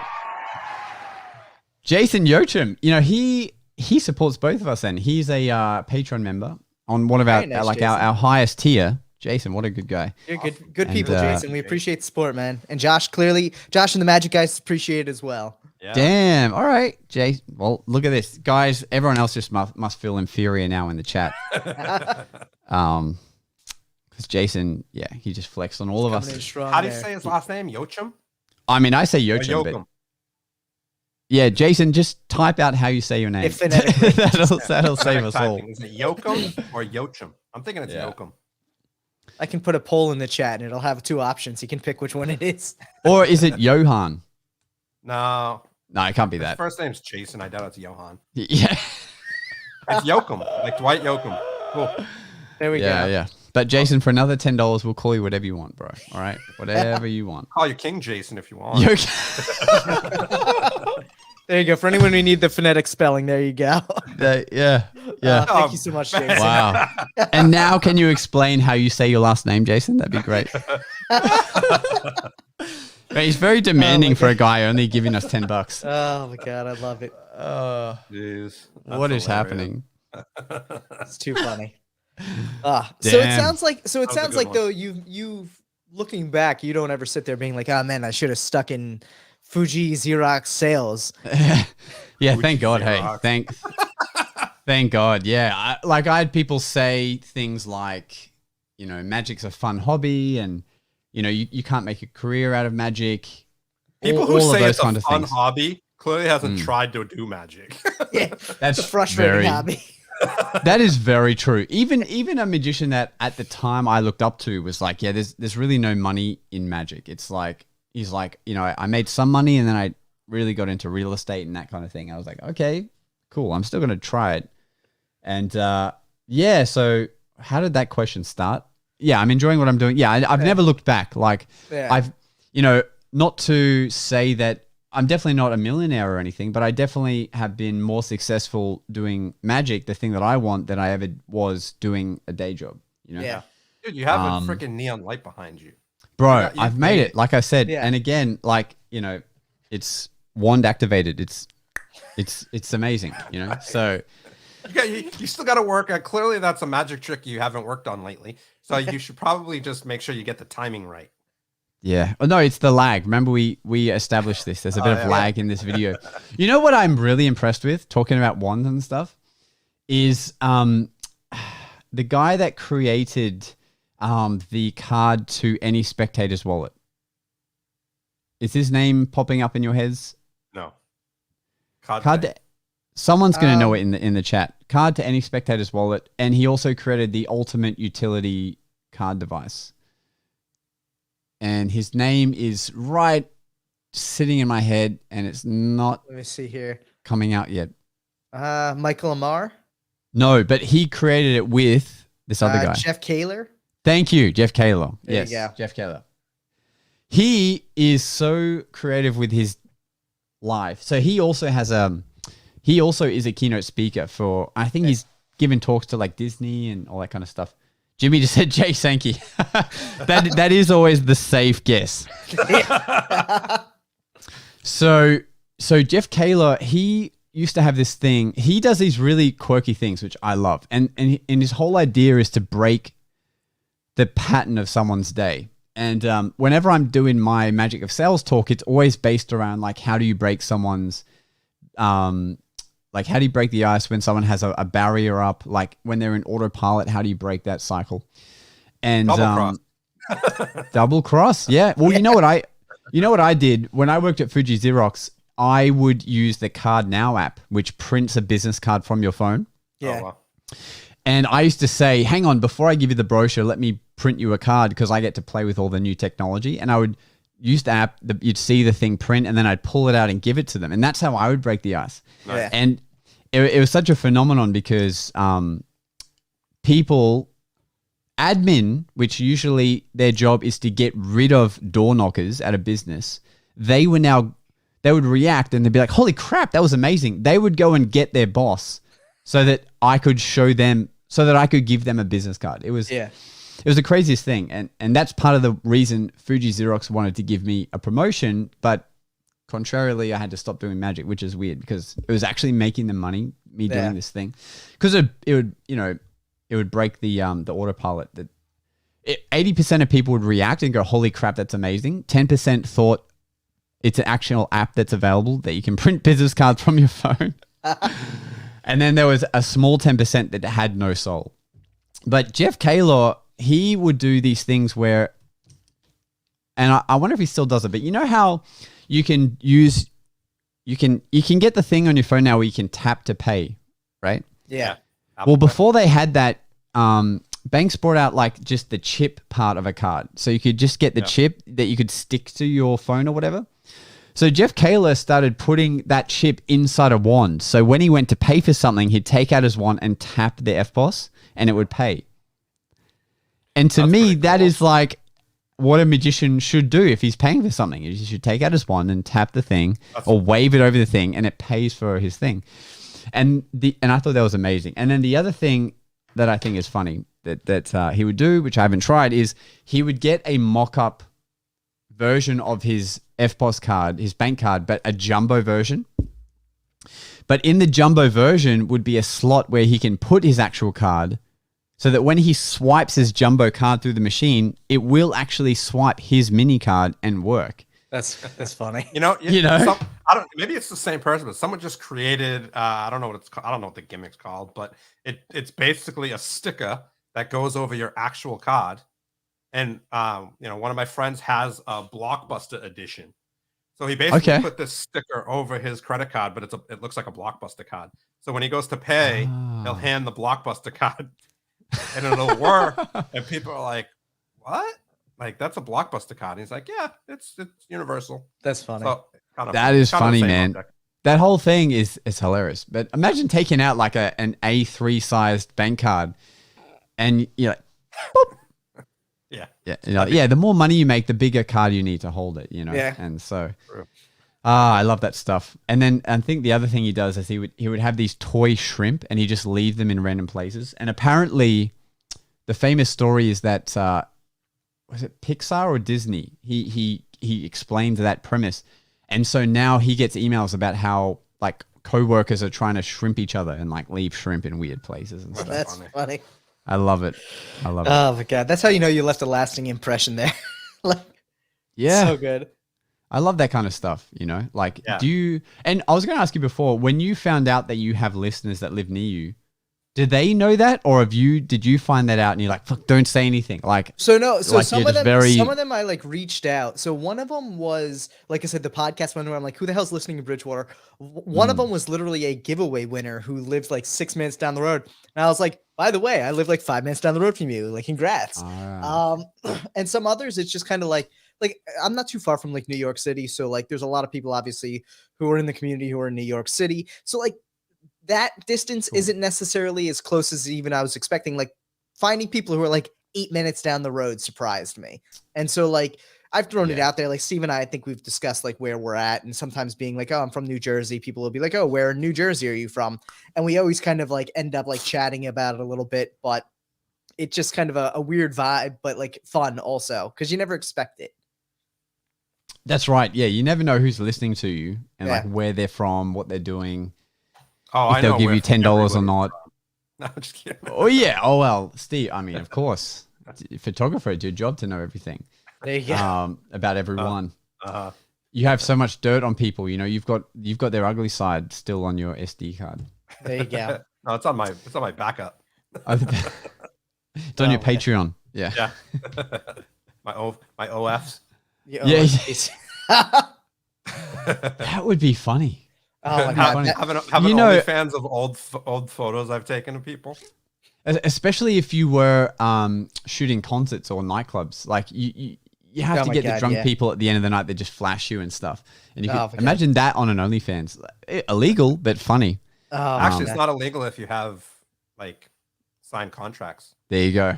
Yeah. Well, it depends. It depends where you are too, and like things like that. And if it's a public event, like if you go to a festival and they have signs up that say pictures will be taken of you, that's all not legal advice, but yeah, there's a expectation in public places that you could be photographed. So even going in the nude, usually you're not necessarily.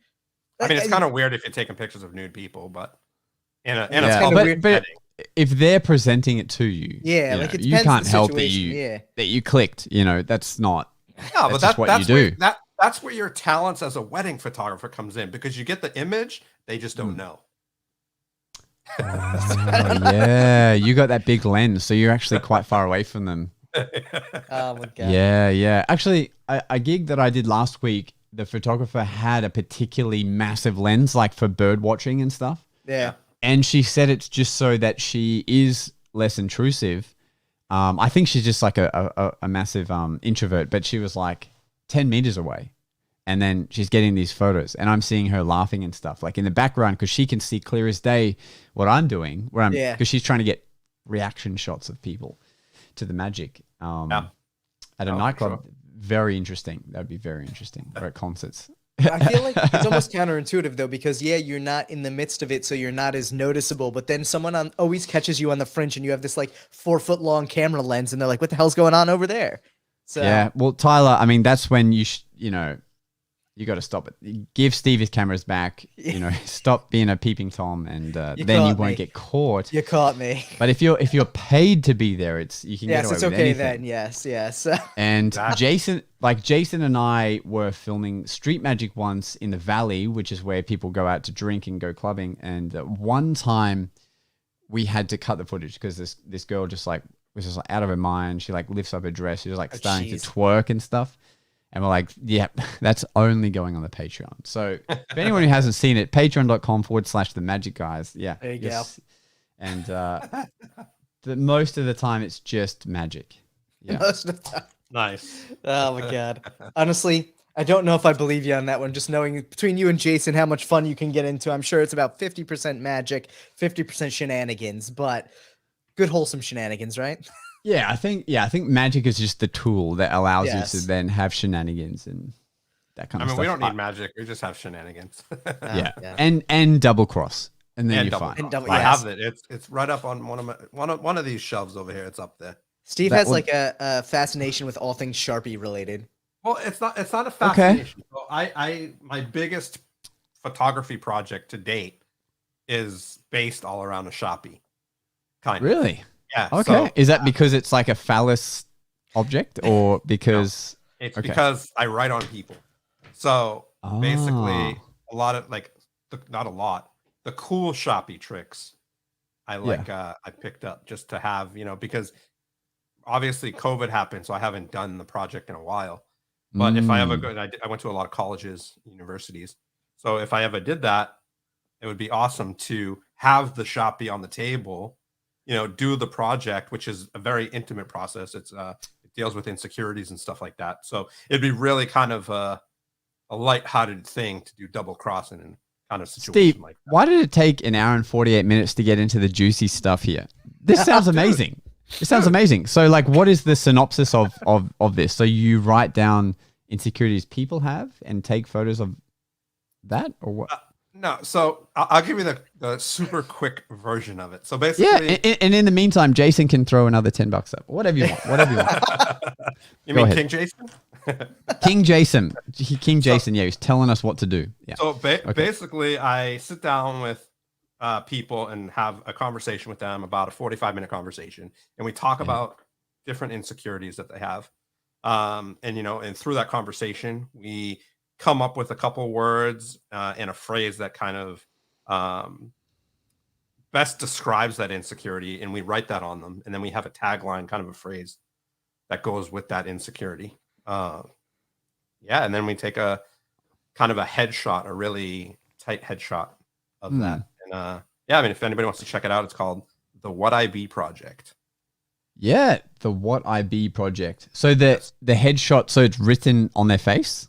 Written on their face or their hand. In Sharpie. Hand, with Sharpie. Oh, on their hand, Okay. Oh, or their arm. It depends on the pose that they're doing, but it's above the chest and up. So it's a very tight headshot and that's very cool. intimate. Is that going to be like a coffee book style project? Or do you know what I mean? Like, is it for like an exhibit or just for the website or just for that person? I've been doing it for 10 years and it was literally my job for 10 years, going around to colleges and universities. And obviously things are different now, but now you're banned. Yeah, we have a new band. Yeah, exactly. And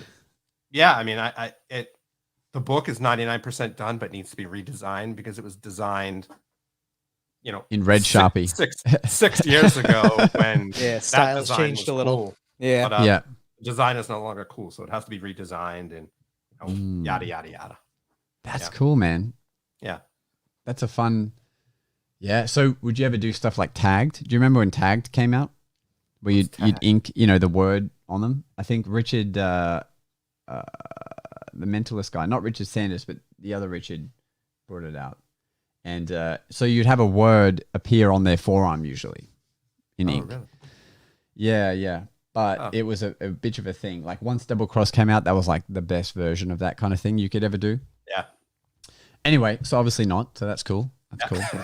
Well, anyway, so yeah, the next time I have an event for what I be, I'll have to bring Double Cross and be able to use it. It'd be kind of fun. That may be like the best time that should actually be brought out. Yeah, exactly. Nobody, they'll just go, they'll leave the room. And well, here's the thing. I don't want them to talk about Double Cross over talking about the kind of the event that just happened. Yeah. See, that's the problem. I don't want Double Cross to trump the experience of what I be, because we all know that Double Cross trumps almost everything. I know people who open with Double Cross. That's their opening trick. And I'm like, bro, everything's downhill from there if that's what you're doing. Yeah, there's not many people who can open with Double Cross and survive. Yeah, and for me, like, that's my dog saying you've got 4 minutes left. For me, like, I hated doing this magic I crafted my whole career on. But then the thing they talk about is an X appeared on my hand, and I'm like, it just wasn't fulfilling to like use that when I was like, I have to find a way to make my magic better than this thing. So what I do is I carry Double Cross on me. Yeah. But I only use it for that moment where you have done everything, and then the boss is like, "Oh, do you have one more you can do before you go?" Because that one thing more has to trump everything else. Yeah. So if I don't have something else lined up, that's the time and place that I use it for. Yeah. But hey, any comments from the viewers? Any last minute questions we may have in with Josh here? I gotta say, man, I feel like it's funny because I feel like we stayed very close to the core of like your magical background, but we went off on some nice little tangents here. It's been interesting to kind of get a vibe for, how you got to where you are and just that persistence, which I think, like you said, has been very rewarding for you. And I think that's something that a lot of people are always nervous when they're trying to jump into something that they're passionate about and make it more than just a hobby, is the nerve of what if I don't succeed? And at the end of the day, like you said, it took almost 2 years for you to get to the point where you felt comfortable having this as your full-time thing. And, but you've succeeded there and you've continued with it and you seem very much to enjoy it, which I think is important. That's the one first key is like, you have to want it bad. Like you have to love it so much that like when it sucks and you're doing hard work, it's still the thing you want to be doing, and then, yeah. So I have like a little series on my YouTube channel for the magicians out there watching this.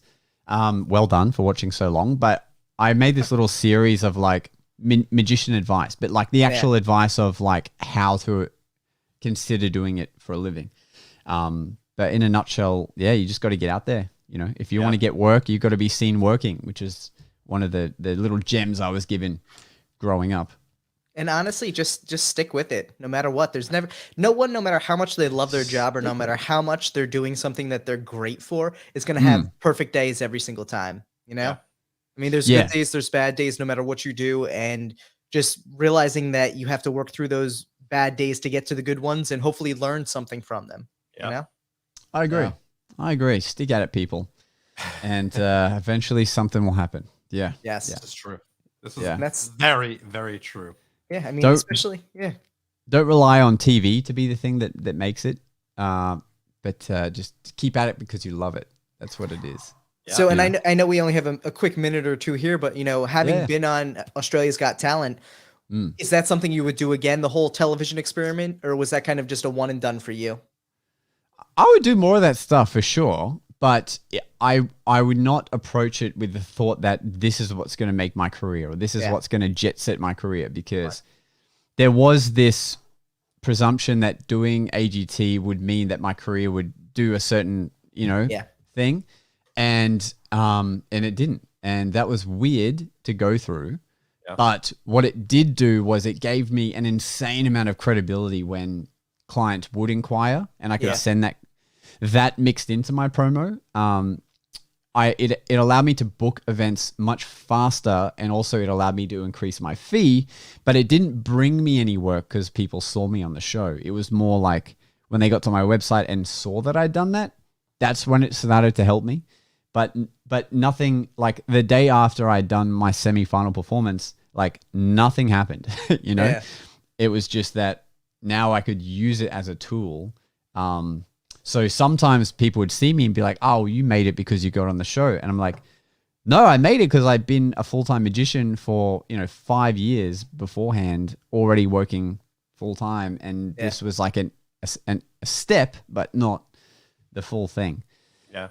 But I welcome doing it again. I've talked to them about doing it again, in a slightly different way, because it's fun and you get sick clips out of it. But that's kind of where it's at.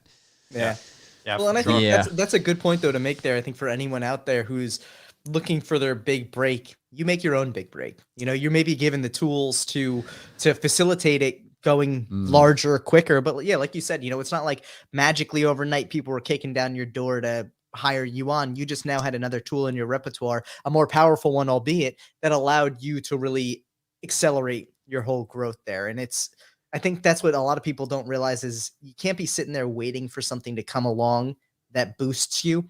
You have to be the one boosting you and looking for those ways to boost you and proactively searching for the next thing that helps you. Yeah. And anyone, go ahead.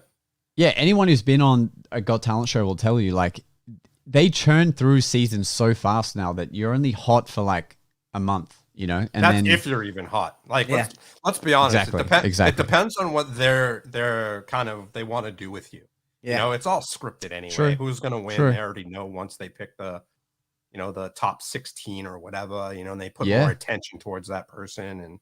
And, it's basically for their show. What are they missing in their live show in Vegas? And that's who is ultimately going to win, and it's like... It's exactly. And the whole show is a reality show about a competition. Right. It's not a competition show, right. Exactly. So for obviously me, we can tell when a dog wins. Yeah. You know who won my season? A pole dancer. And it was a pole dancer that did they had like a virtual reality background. So like they were walking up a pole, but it was like a tree on the screen. And, it was very beautiful storytelling. Come on. But I was doing, I was finding cards like really well. So for me not to win. You didn't use the rigged. Wand and the light in the back. That's what it was. That didn't drive you to try and incorporate pole dancing into your routine? Well, I told you I'm going to go on a gambit in a slightly different way. So, Please don't do that. No, but the whole thing, the whole reason why I believe I even made it on the show was because I infused my magic with other things that I enjoy doing. So I made it on because I created a routine where I'm dancing to this drum percussion while doing a backflip to find a card. And so I did a multiple card find, but finding each card in a very visual way.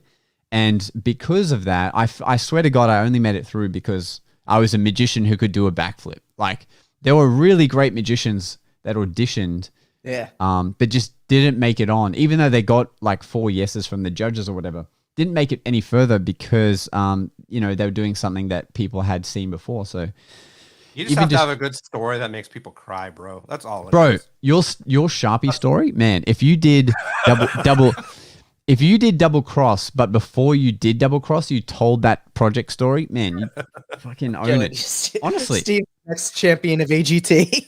Yeah, double cross. That'd be dope. Like, I mean, what it comes down to, it's so funny because some of these people that come on, they're just their stories, and it's ridiculous. I'll be sitting on the couch and I'll be like, "What the fuck is up? Who gives a shit about your dog losing a leg and you doing this big thing with it? And now it's a trick dog and." Like, it's a trick dog. Like, it's like exactly, man. They're really and so I did get a call from America's Got Talent after I did my Australia's version. Yeah. And the first thing they ask you, they're like, "All right, so tell me about you. Like, what's your story? I'm like, look, I'm a fun guy. I don't really have. I said the word sob story, and they hated that because they're like, everyone must say that to them. I'm like, I don't really, I don't have like a sob story thing. I'm just like, I love what I do and blah, blah, blah. And they're like, it's not about having a sob story or tragedy. It's just, you know, I'm like, okay, cool. It's not haven't about done the having show a yet. sob Don't know why, story but to, you know, like they want as many people as possible who are good, and that's what gives you the like the yeah, man, video of all these people, you know. But man, and they don't know what they want until they see what works somewhere else. Like, you know, they used to hate close-up magic. They always wanted the big box illusions and stuff. Yeah. And then when they noticed that it would get more views doing close-up magic, all of a sudden that's all they want, you know. And even when I auditioned I was on the show in 2019, but I auditioned in 2018. And I had constructed this whole thing of, I even met up with the drummer to get the music made of him doing drum percussion to this act and stuff. And I performed it for the producers of the show. So like the off-camera judges. So I did this whole thing for them. And they're like, so basically it's just cards, a Sharpie, and then me. And they were like, yeah, that was cool. So like, that'd be a great way to like start off your set. And then if you ramp it up to like some big thing, that would like, I think, make it full circle. And I'm like, you guys don't understand what it's going to look like on stage. Like, this is the piece. And you're saying it's like the opening bit to a bigger piece you want me to do. Right. And then, so I stuck to my guns and I was like, I know this is going to work. You guys aren't enjoying yourselves because you're at work right now. You've been here for a week watching people do acts and stuff. So then when I finally got to do it on stage, it worked because I knew it would work. It's what I do all the time, you know? Yeah. And it was close-up magic and they loved it. And so the next episode I did was close-up magic. But you know, you could do it. You could just take Shin Lim's Dream Act and just do it in another country and win. Yeah, like well, my buddy, that's true. Yeah. Yeah, Shin Lim said, what did he say? Now I feel like I've won AGT three times. Yeah. That was great. That was great. Funny. Yeah, but then that exact thing will happen, right? Like if you do anything similar to someone, then it will just get credited to them. So yeah. But if you're gonna win, then do it. That's what I say. Do it with a Sharpie. Josh, do it. Yeah. That's it. It's been an absolute pleasture, man. We know you have a tight schedule today, and we don't want to necessarily, you know, keep you too long. We could do this for hours on end.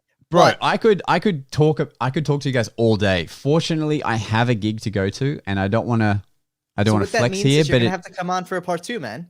Yeah, dude, let's do it. All right, let's do it. We'll make it happen.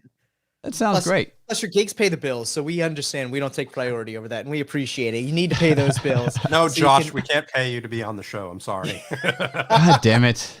We're not funding your second neon sign. But then, I need a Magic Guy sign. Because we have one that we just drawn on, but we haven't written one yet. We haven't had one like that made yet. Yeah. We need a Deckin Around sign. We need 2 of them. I looked at them. They're not cheap, though. No, they're not. Yeah. Well, I'll send you our contact, man. It wasn't too bad for the ones we got. Look it up. Yeah. I mean, I've looked at ones. Maybe. But look, guys, that's been another episode of the Magic Guys. Thank you to Tyler and Steve for coming on. We appreciate you guys. Maybe and Jason will help fund our next Neon Light. We'll see you guys next time. Oh, my God. Thanks for listening. It's time for us to disappear now. But we'll see you again on the next episode of the Magic Guys. I love it. See, we need a button too. We don't even have a button. We just got a fun video. But guys, thank you so much, everyone who made it out there today for this fun episode with Josh Norbido. If you haven't followed Josh yet, make sure to hit up his socials down below in the description. Josh is an amazing magician. You will not be disappointed. Check out him and Jason Marr's podcast, The Magic Guys, because we love every second of checking that thing out. And look at that. Just in case you forget. Just in case you forget. All the socials at Josh Norbido. He made it as simple as possible there. So make sure to give him a follow because honestly, you will have a good time checking out his content. Josh, it's been a pleasure having you on, man. I cannot express enough how happy I am that you made it on so early. Truly, 6 a.m. is batshit crazy. So the fact that you made it on, we appreciate it. And dude, we're going to see you again soon. We have a lot more to chat about outside of the world of magic and the world that is Josh, but it's been a pleasure. And thanks so much, man. Thank you very much. Thank you very much. Thank you very much, friends. Later. See you. He's having a stroke, but peace, everybody. And make sure to tune in next week for our special guest, who is going to be Yang the Bunny. Yang is an amazing cardist. If you haven't checked him out, his link is going to be on the community post earlier earlier this week. So make sure to check it out. And again, thanks everyone. Enjoy your Sunday.